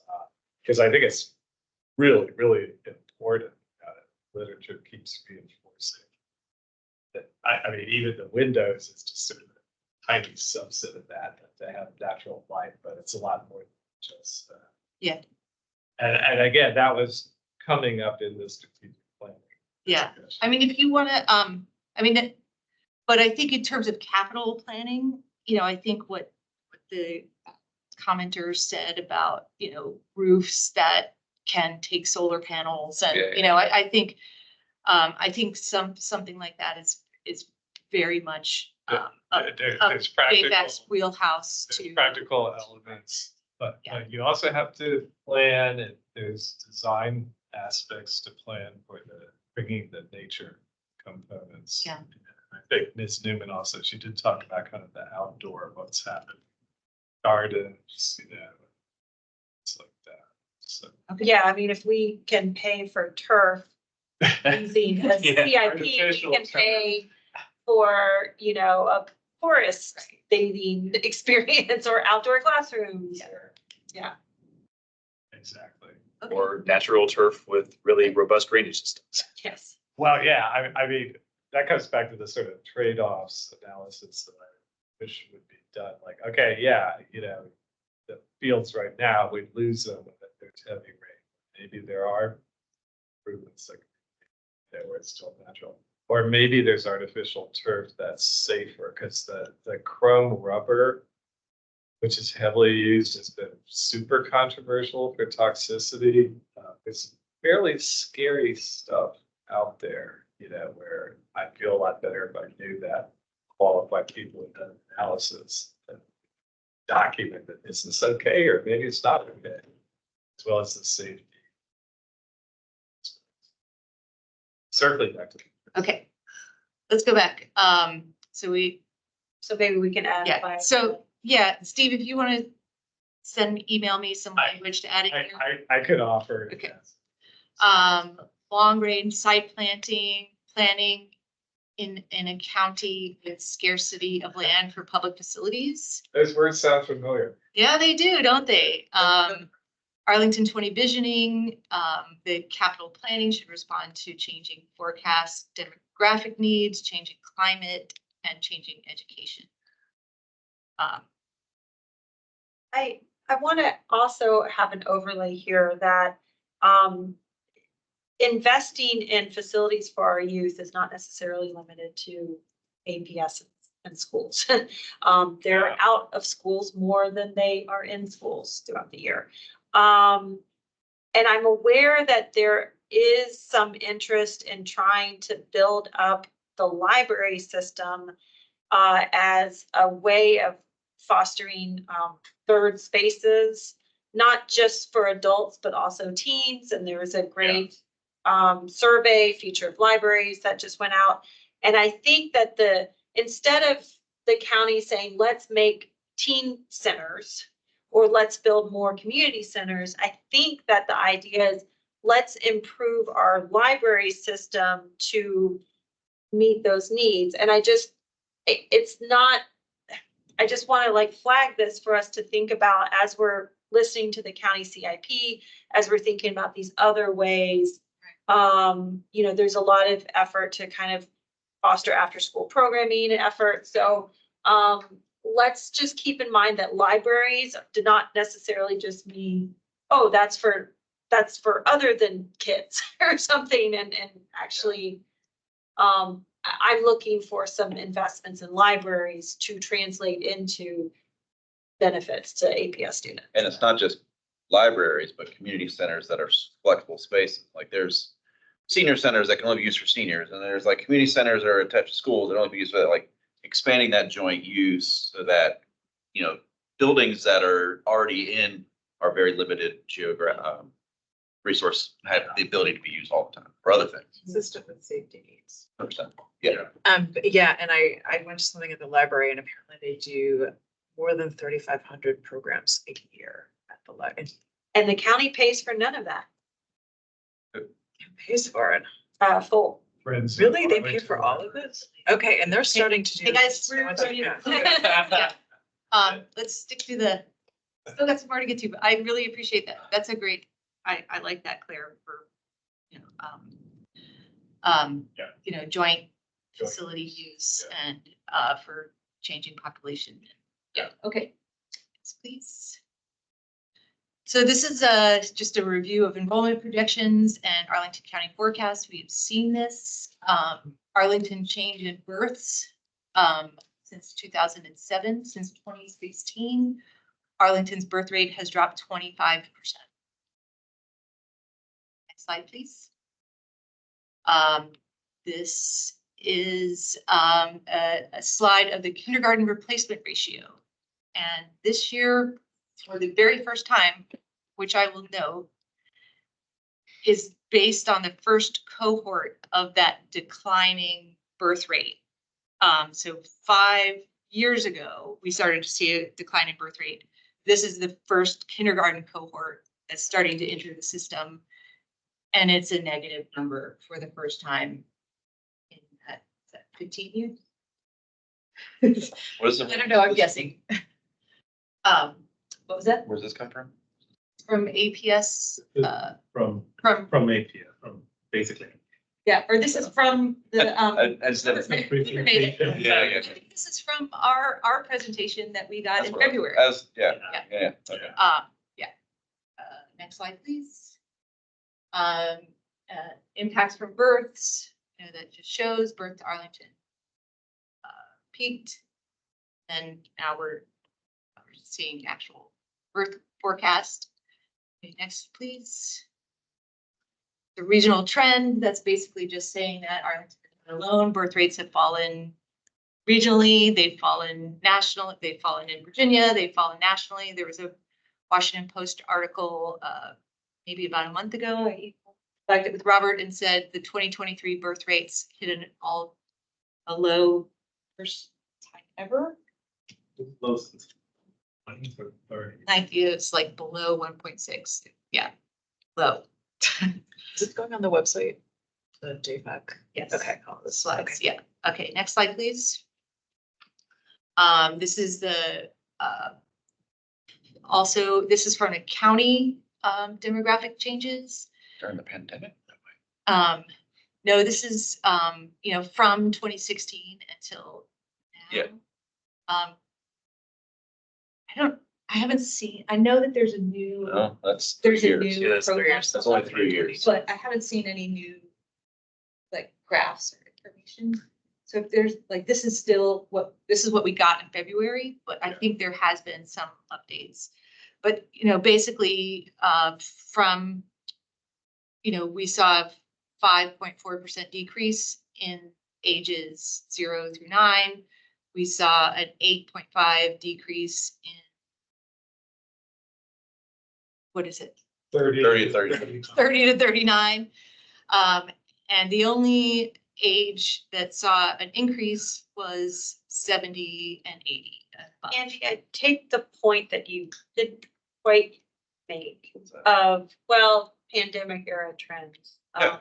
But Yeah. like, yeah, because like It- 20 to It's 21, kind of important detail. It dipped and then back up. So Like Right. families with kids moved out. Right, and then because Because, Yeah. I mean, because schools Who knows? closed, they moved Right. somewhere else, yeah. yeah, who knows? So So that, it would be good to get an update if. we Right. can. yeah.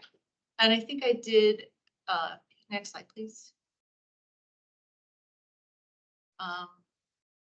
Yeah, this is migration by age, so in 2022, we saw like the 1 to 18 moved out, that the yellow line is a net, represents a net. And, we did see some 20 to 24-year-olds in 2022. Next, please. And this is capacity utilization matters in Arlington. So, we've looked at school enrollment, and the proposed CIP has a slide that, shows, enrollment has flattened. But I think with capital planning, you have to look at it. You can't just look at the bigger picture like that. And you have to look at that enrollment in the context of design available capacity and capacity utilization.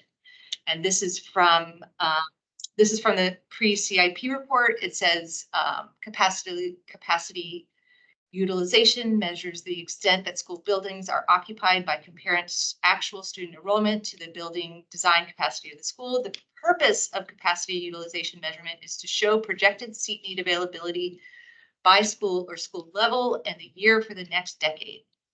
This data helps APS assess capacity need and the type of solution, capital or non-capital, to deploy to accommodate students. And this is from the pre-CIP report. Great job. Okay, next, please. So we saw that, Robert gave us the enrollment projections report, and we've seen the capacity utilization charts. And there are charts like this in the pre-CIP report with last year's projections. But I asked, and Robert very kindly put together one of these based on this year's capacity utilization. So the blue line up at the top shows what our design capacity is. The green lines show enrollment projections that are known by birth rate, but birth rates that we know. And the light blue lines show, or the light blue bars show birth rates that are assumed. And so at the very top, those numbers, that 14,442, the 1,064, that is the surplus of design capacity seats in Arlington for the elementary school, pre-K through 5. So in the next 5 years, based on projections and birth rates, known birth rates, there will be a surplus of 1,316 seats in Arlington. And that surplus will, even if there is an assumed birth rate increase and more buildings are created, that surplus of seats, there still remains a surplus of seats the next 10 years. Next slide. 13,000 seats surplus? 1,316. Just make sure. Thought I heard. I don't think that's right. Nope. Yeah. That's when the asteroid Okay.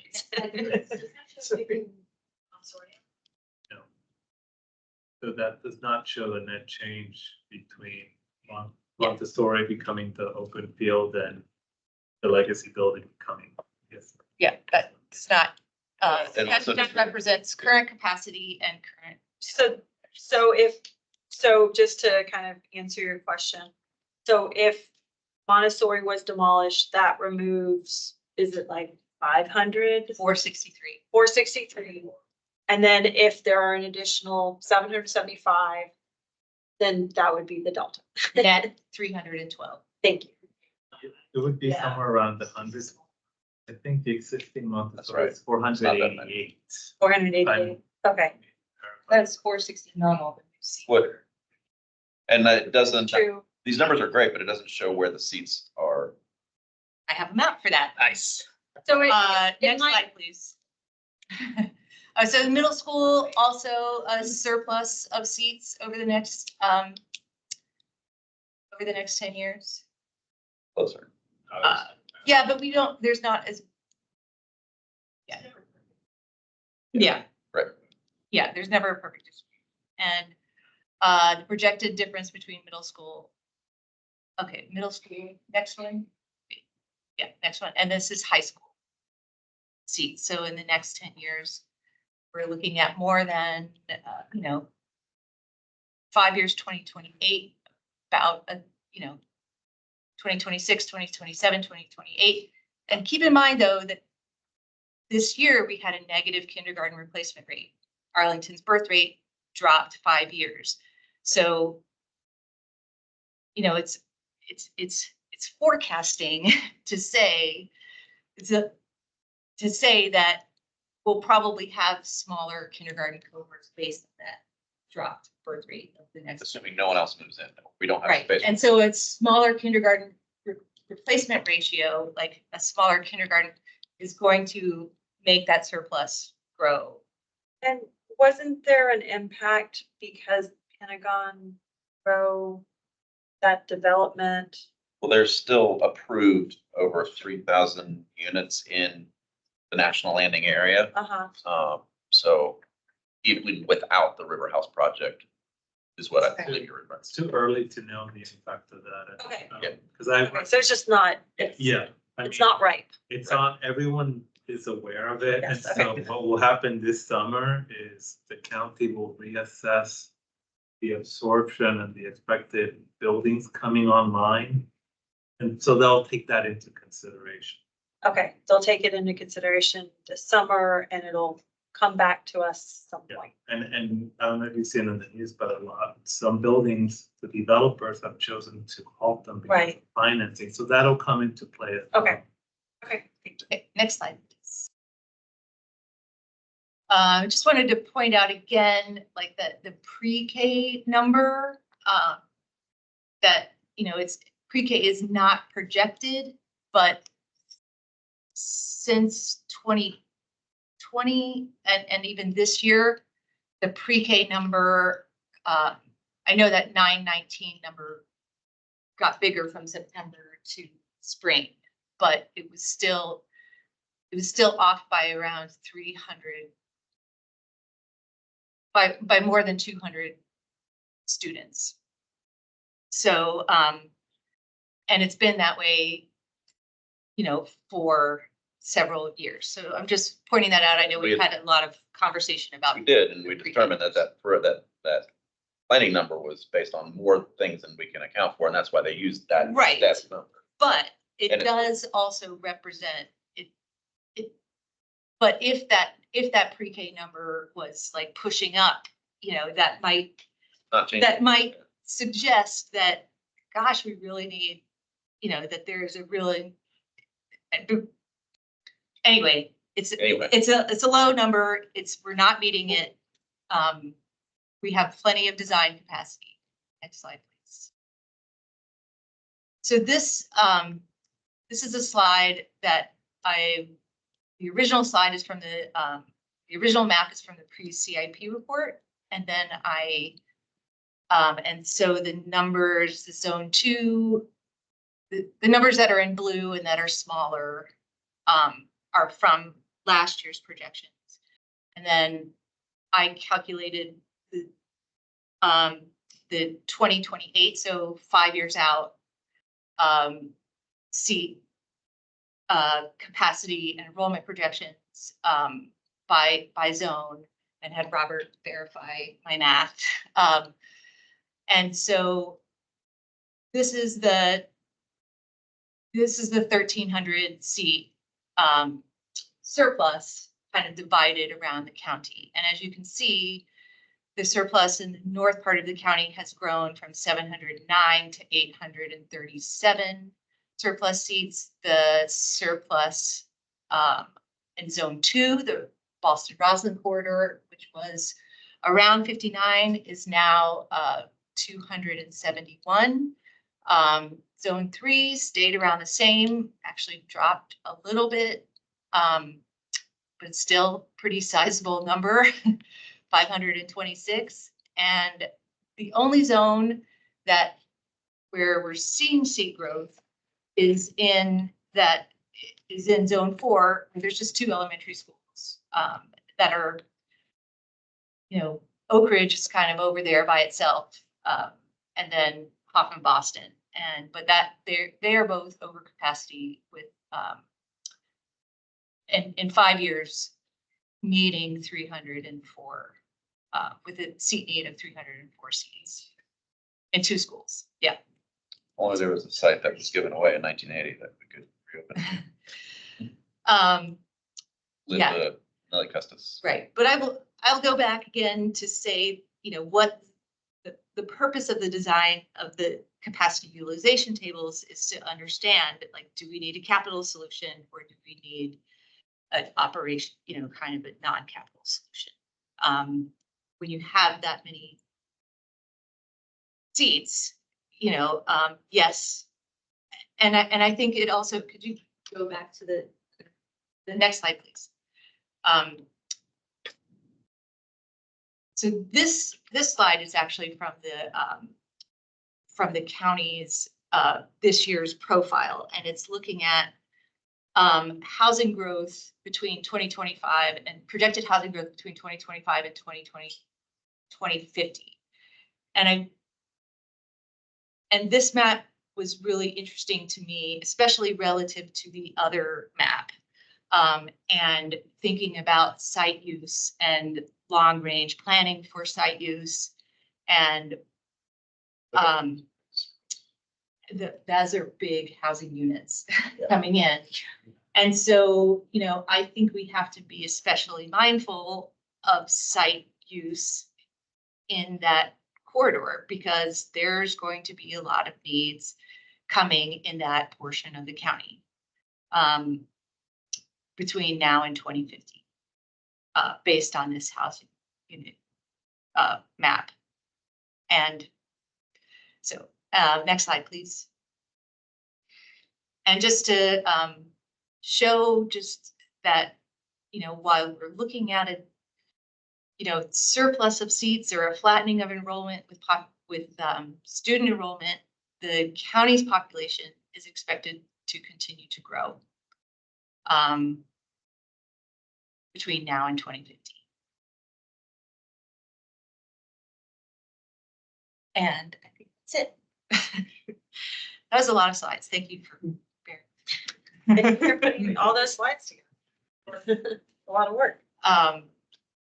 Yeah, does anybody have any? Well, first I guess I should ask, if we have any do we have any final public comment?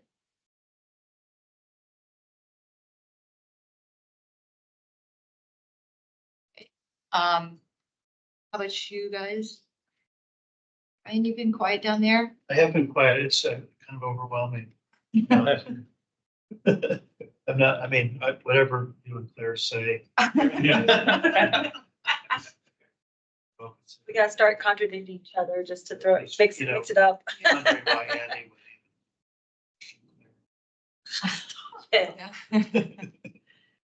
even- All right, does anybody have any other thoughts or comments or, I mean? Yeah, I do. A lot. I think this presentation's been extremely interesting and kind of was a good summation of all the things we've talked about over the previous meetings and months. You know, and the enrollment, that one slide taken from the pre-SIP report also had other ones where it showed percentage and it showed zone 3 having a overcrowding situation, not a surplus of seats. So regardless, it's, you know, I think that the demographic changes, especially considering that last slide with all the big circles, like we need to, whatever we do, we as a JFAC need to consider not just the short-term projections, because we don't, the birth rates is a factor, but people moving in, changes to housing, those things are another factor. And people often move in after they've had kids somewhere else, right? So those numbers are a good planning thing, but they're not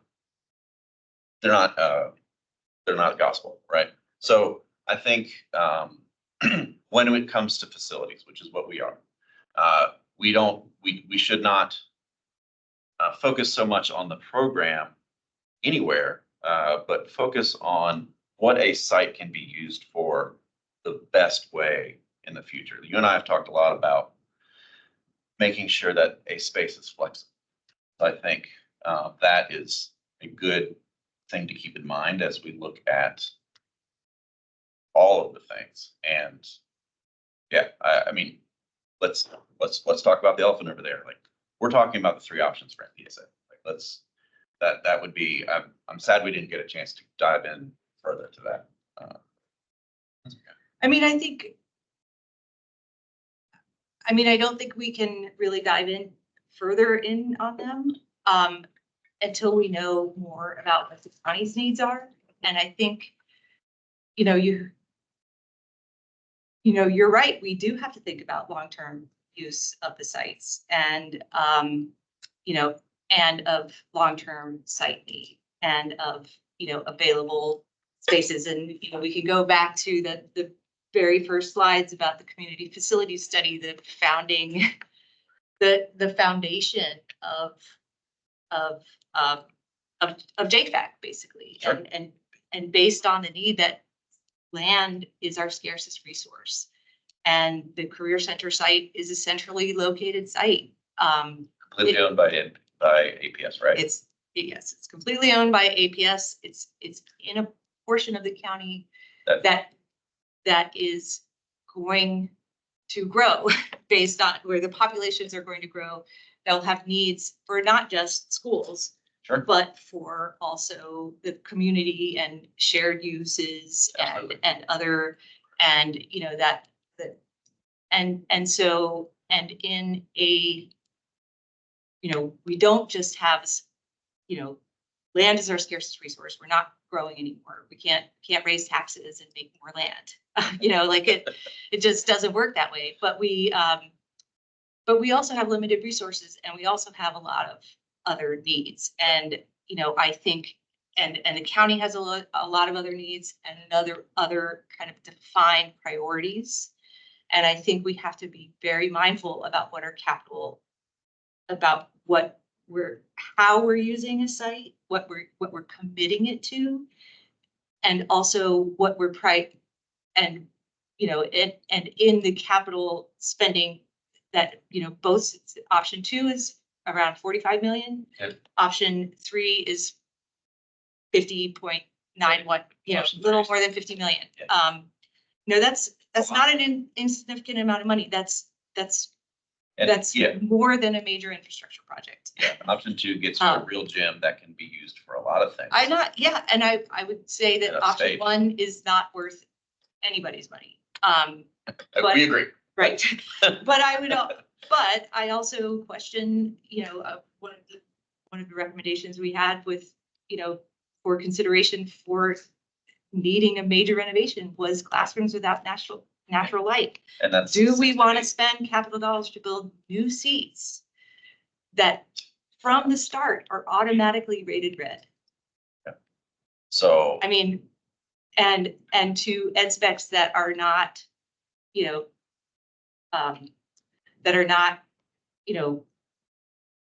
the last elementary school that Arlington built was in 2021, and it cost $55 million. Yes. You know, this is pretty close to that, and it's classrooms that don't have natural light. It has other sort of education. It has other ed specs where it doesn't quite line up to current ed specs. Like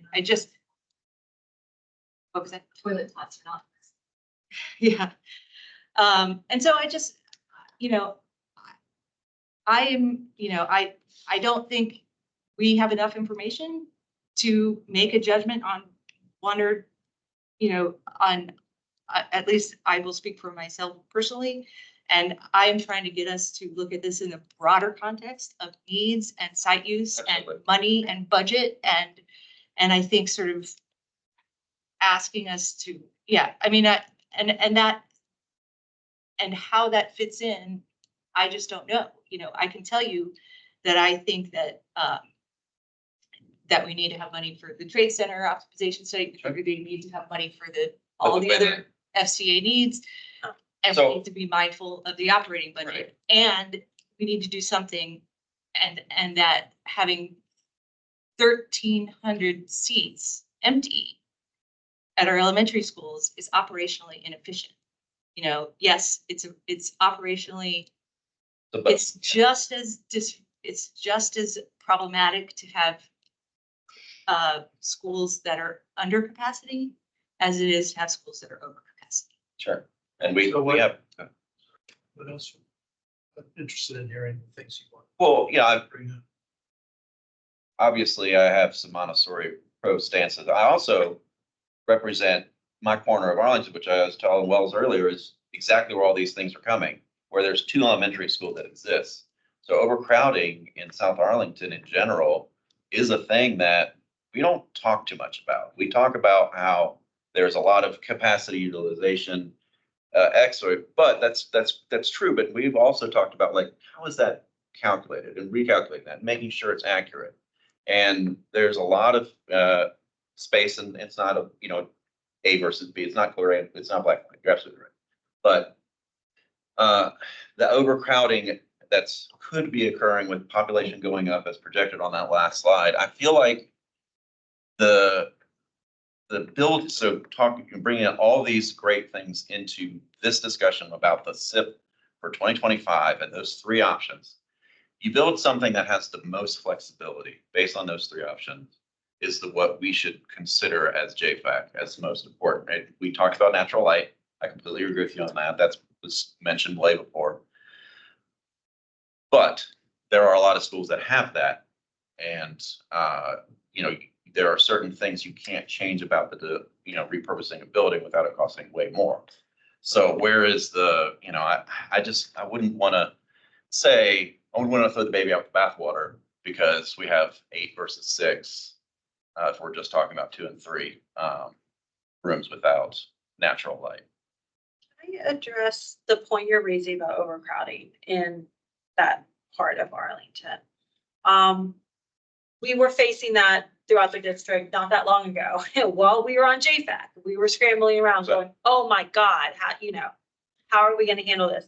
Back then, I remember I was looking into what are called like micro schools, very smaller space schools. You don't necessarily have to find a location that can handle 12 buses and 450 kids or 500. You know, you can sort of put these in smaller plots of land, which opens up more opportunities. We also are not talking here about leasing space, but I don't think it's outside of our mandate to talk about facilities that are leased. So it seems like we can be a little creative and try to start addressing these things. And it doesn't necessarily have to be a major capital project to do so, to alleviate some of the overcrowding, to put a few pocket schools, either that we lease or that we are able to obtain, you know, 3 housing lots on a corner. And hey, that's good enough for a small vertical building. So it seems like we're kind of locked into a little bit of like an all or nothing. It's either, you know, this big giant thing that we pay for, capital outright, we own it. Well, there's some other options too. And talking about flexibility, boy, leased space, very flexible. You have, you know, 10 or 20 years of terms. There happens to be a little bit of space available for leasing. Right, but leasing space also Which is comes a out of lease the operating space. budget. And if we have a surplus of capacity within our existing facilities, which is also one of the main recommendations in the community facilities report, is to make the best use of our existing or reuse of our existing facilities, then, you know, But- I would say But it's there's now the time flexibility to. over there of closing a school, repurposing it. I mean, Right, you know, it's not just, hey, we have extra right, seats, we have to keep using them the way we've used them in the past. Right. So I think there's shaving or adjustments we can make. yeah, Can I make a suggestion? So Yeah. we're now over time. Yeah. And I love the idea of talking about sort of long-term We ideas. can get a chance to talk about it. No, I hear you. but We haven't had, like, I would love to hear what Brian has to say. Yeah, Like, we'll be back here next week, but I mean, I want to suggest that we keep these discussions grounded in the CIP that's before us. There are only so many things that we can explore before, you know, the board has to make a decision of what actually goes in and gets funded. And so I just want to suggest that we keep that in mind. Like, ideas are great. I'm sensitive to the fact that, you know, we got a lot of helpful information from Stacy. Didn't get a whole lot of time to kind of air ideas, but as we think about what recommendations to make, I think that the more that we can kind of tailor them to to the CIP itself, the more useful they'll be. So and will the to our county past board, recommendations. will the county's SIP report be out before next meeting? It comes out on Barely. Yeah. on Tuesday afternoon. Is there any merit to moving it so that we have time to consider both things? Since that seems to be what we're stopping on talking about. Well, the only problem, you know, we are, you know, I try to stick to Wednesday nights because that's what we typically have, and we have to give feedback to the school board on the following Tuesday. Oh, geez. So, Then all this So that stuff. additional Yeah. time. yeah, so there's not a lot of additional time. That, you know, that's kind of why. And Okay, may I ask a favor then? I don't know, and I told you this in email. I don't know if I'll be here next week because of the nature of my job. I'm on call and could be gone, I could be able to call in. I just don't know. I would like, if we could, at least as a JFAC tonight, say, we at least are in agreement about option 1 not being really viable. Can we at least take that off the table and move this discussion further for next week? Because I honestly, whatever this board decides, this committee decides, if it's option 2 or 3, there's merits and pluses like we talk about either, but I think both make the most sense as far as they make a flexibility for the site. Well, and I think you also gave important context, Stacy, the number that you threw out for building a new school is something to consider, like, or, I don't know. It Right. doesn't have a lot of time, but that's, Yeah. that is kind of astounding, actually. Right. I mean, Brian, you were gonna. I don't know, suggested Andy. Well, I make a motion that as a JFAC for our next meeting, I don't, okay, so that we, Yeah. consider only option 2 and 3 as one does not give us the best flexibility for next year, for the decades come to come. I just don't know where we're gonna come out. yeah, I mean, yeah, I don't, like, I would rather not make a judgment on any of those options. I mean, I will. No, Yeah, yeah, on any of Agreed. them. I mean, I will, as me personally, I can say that, number one is not worth money. But I will also go back to that JFAC recommended this in the CIP direction. We supported the CIP direction and from the pre-IC report, we recommended that another option, like a cost-saving option, be explored. And in the CIP direction, we recommended that there be an alternate reuse explored and an alternate relocation of Montessori. And I think, I feel like making any judgment on one of the three is it's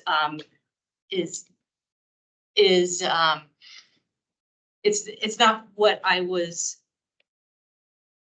I don't want it to imply that imply support for 2 or 3, if you know what I mean, like I can. So Wells's point, like all those things you just mentioned aren't presented to us now.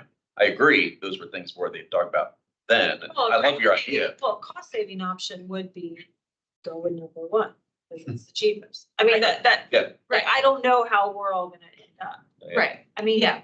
I'm sitting here looking at like crushing amounts of money for infrastructure that are not reflected, like maybe the cost saving option, I just don't Yeah, know. I mean, we're talking of a difference of 15 million between the option 1 and 3.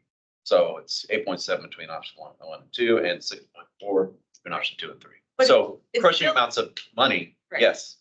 Big numbers for anyone in the context of this budget, very small numbers. for It difference. still builds new seats that we don't need.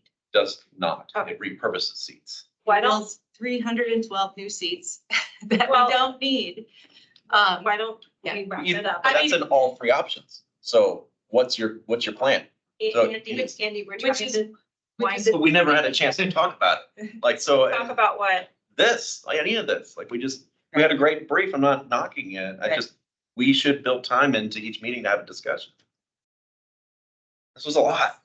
I get it. But Right. it was also, talking about, But it's things we've also already really talked hard, but I also preface this by saying that we couldn't, like, we can't really make recommendations tonight from the very beginning, because Fair. because we have to understand it in the context also of the county's needs.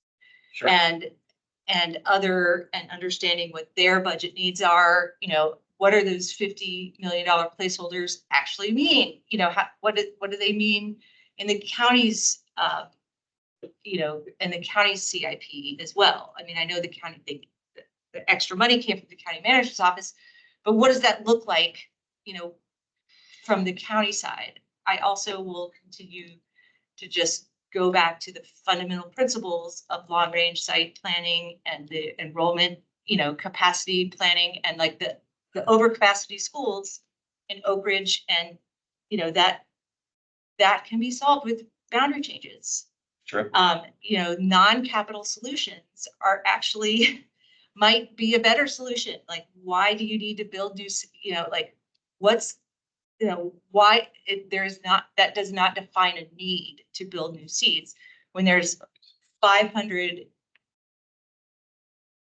Stacy, is there a way to structure next week's meeting to allow discussion and sort of categorize issue sets that we can Cut that down a little bit.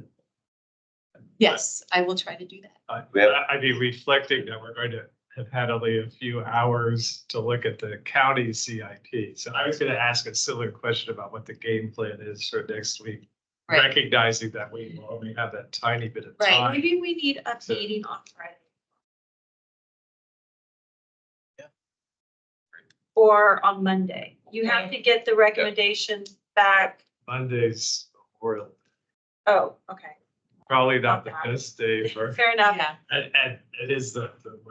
right. Friday. Yeah. Yeah. Does the county When on SIP gonna change the APS SIP at all, or is it just the numbers of what they might need? Because I don't think the They- county SIP The Change the county, doesn't. There's something I'm missing, because I agree we need it, don't get me wrong. Right. I just don't think it's gonna change what's in front of us for the APS. No, it isn't, but it is, and I don't, but, So I just want to jump in, Andy, like, I hear your concern, but like, to the extent that JFAC makes a recommendation on any of the options with MPSA, regardless of what they are, like, you want to be able to talk about it, you want to be able to cast your vote. I get it. So we can try to find a way to do that. And I think that's what Claire is yeah, suggesting. when on Tuesday do you need to get back to APS? Because what if we did it on a second meeting on Tuesday? Tuesday. When it Anyway, next trust, Tuesday? please believe me, I'm gonna do everything I The can. day after That's- Memorial that's not- Day. We got a new job. I don't know. I mean, so the Yeah, June when on 4th is when we're Tuesday? giving, June 4th is when we're giving feedback to the school board. We're invited to there is a joint school board, county board work session in the morning.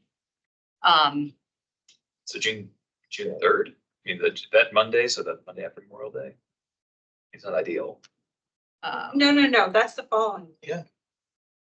We've got time. Or Oh, wait, no. It's June Sure. 4th, right, June 4th, yeah. And there's a county board, school board work session before that, correct?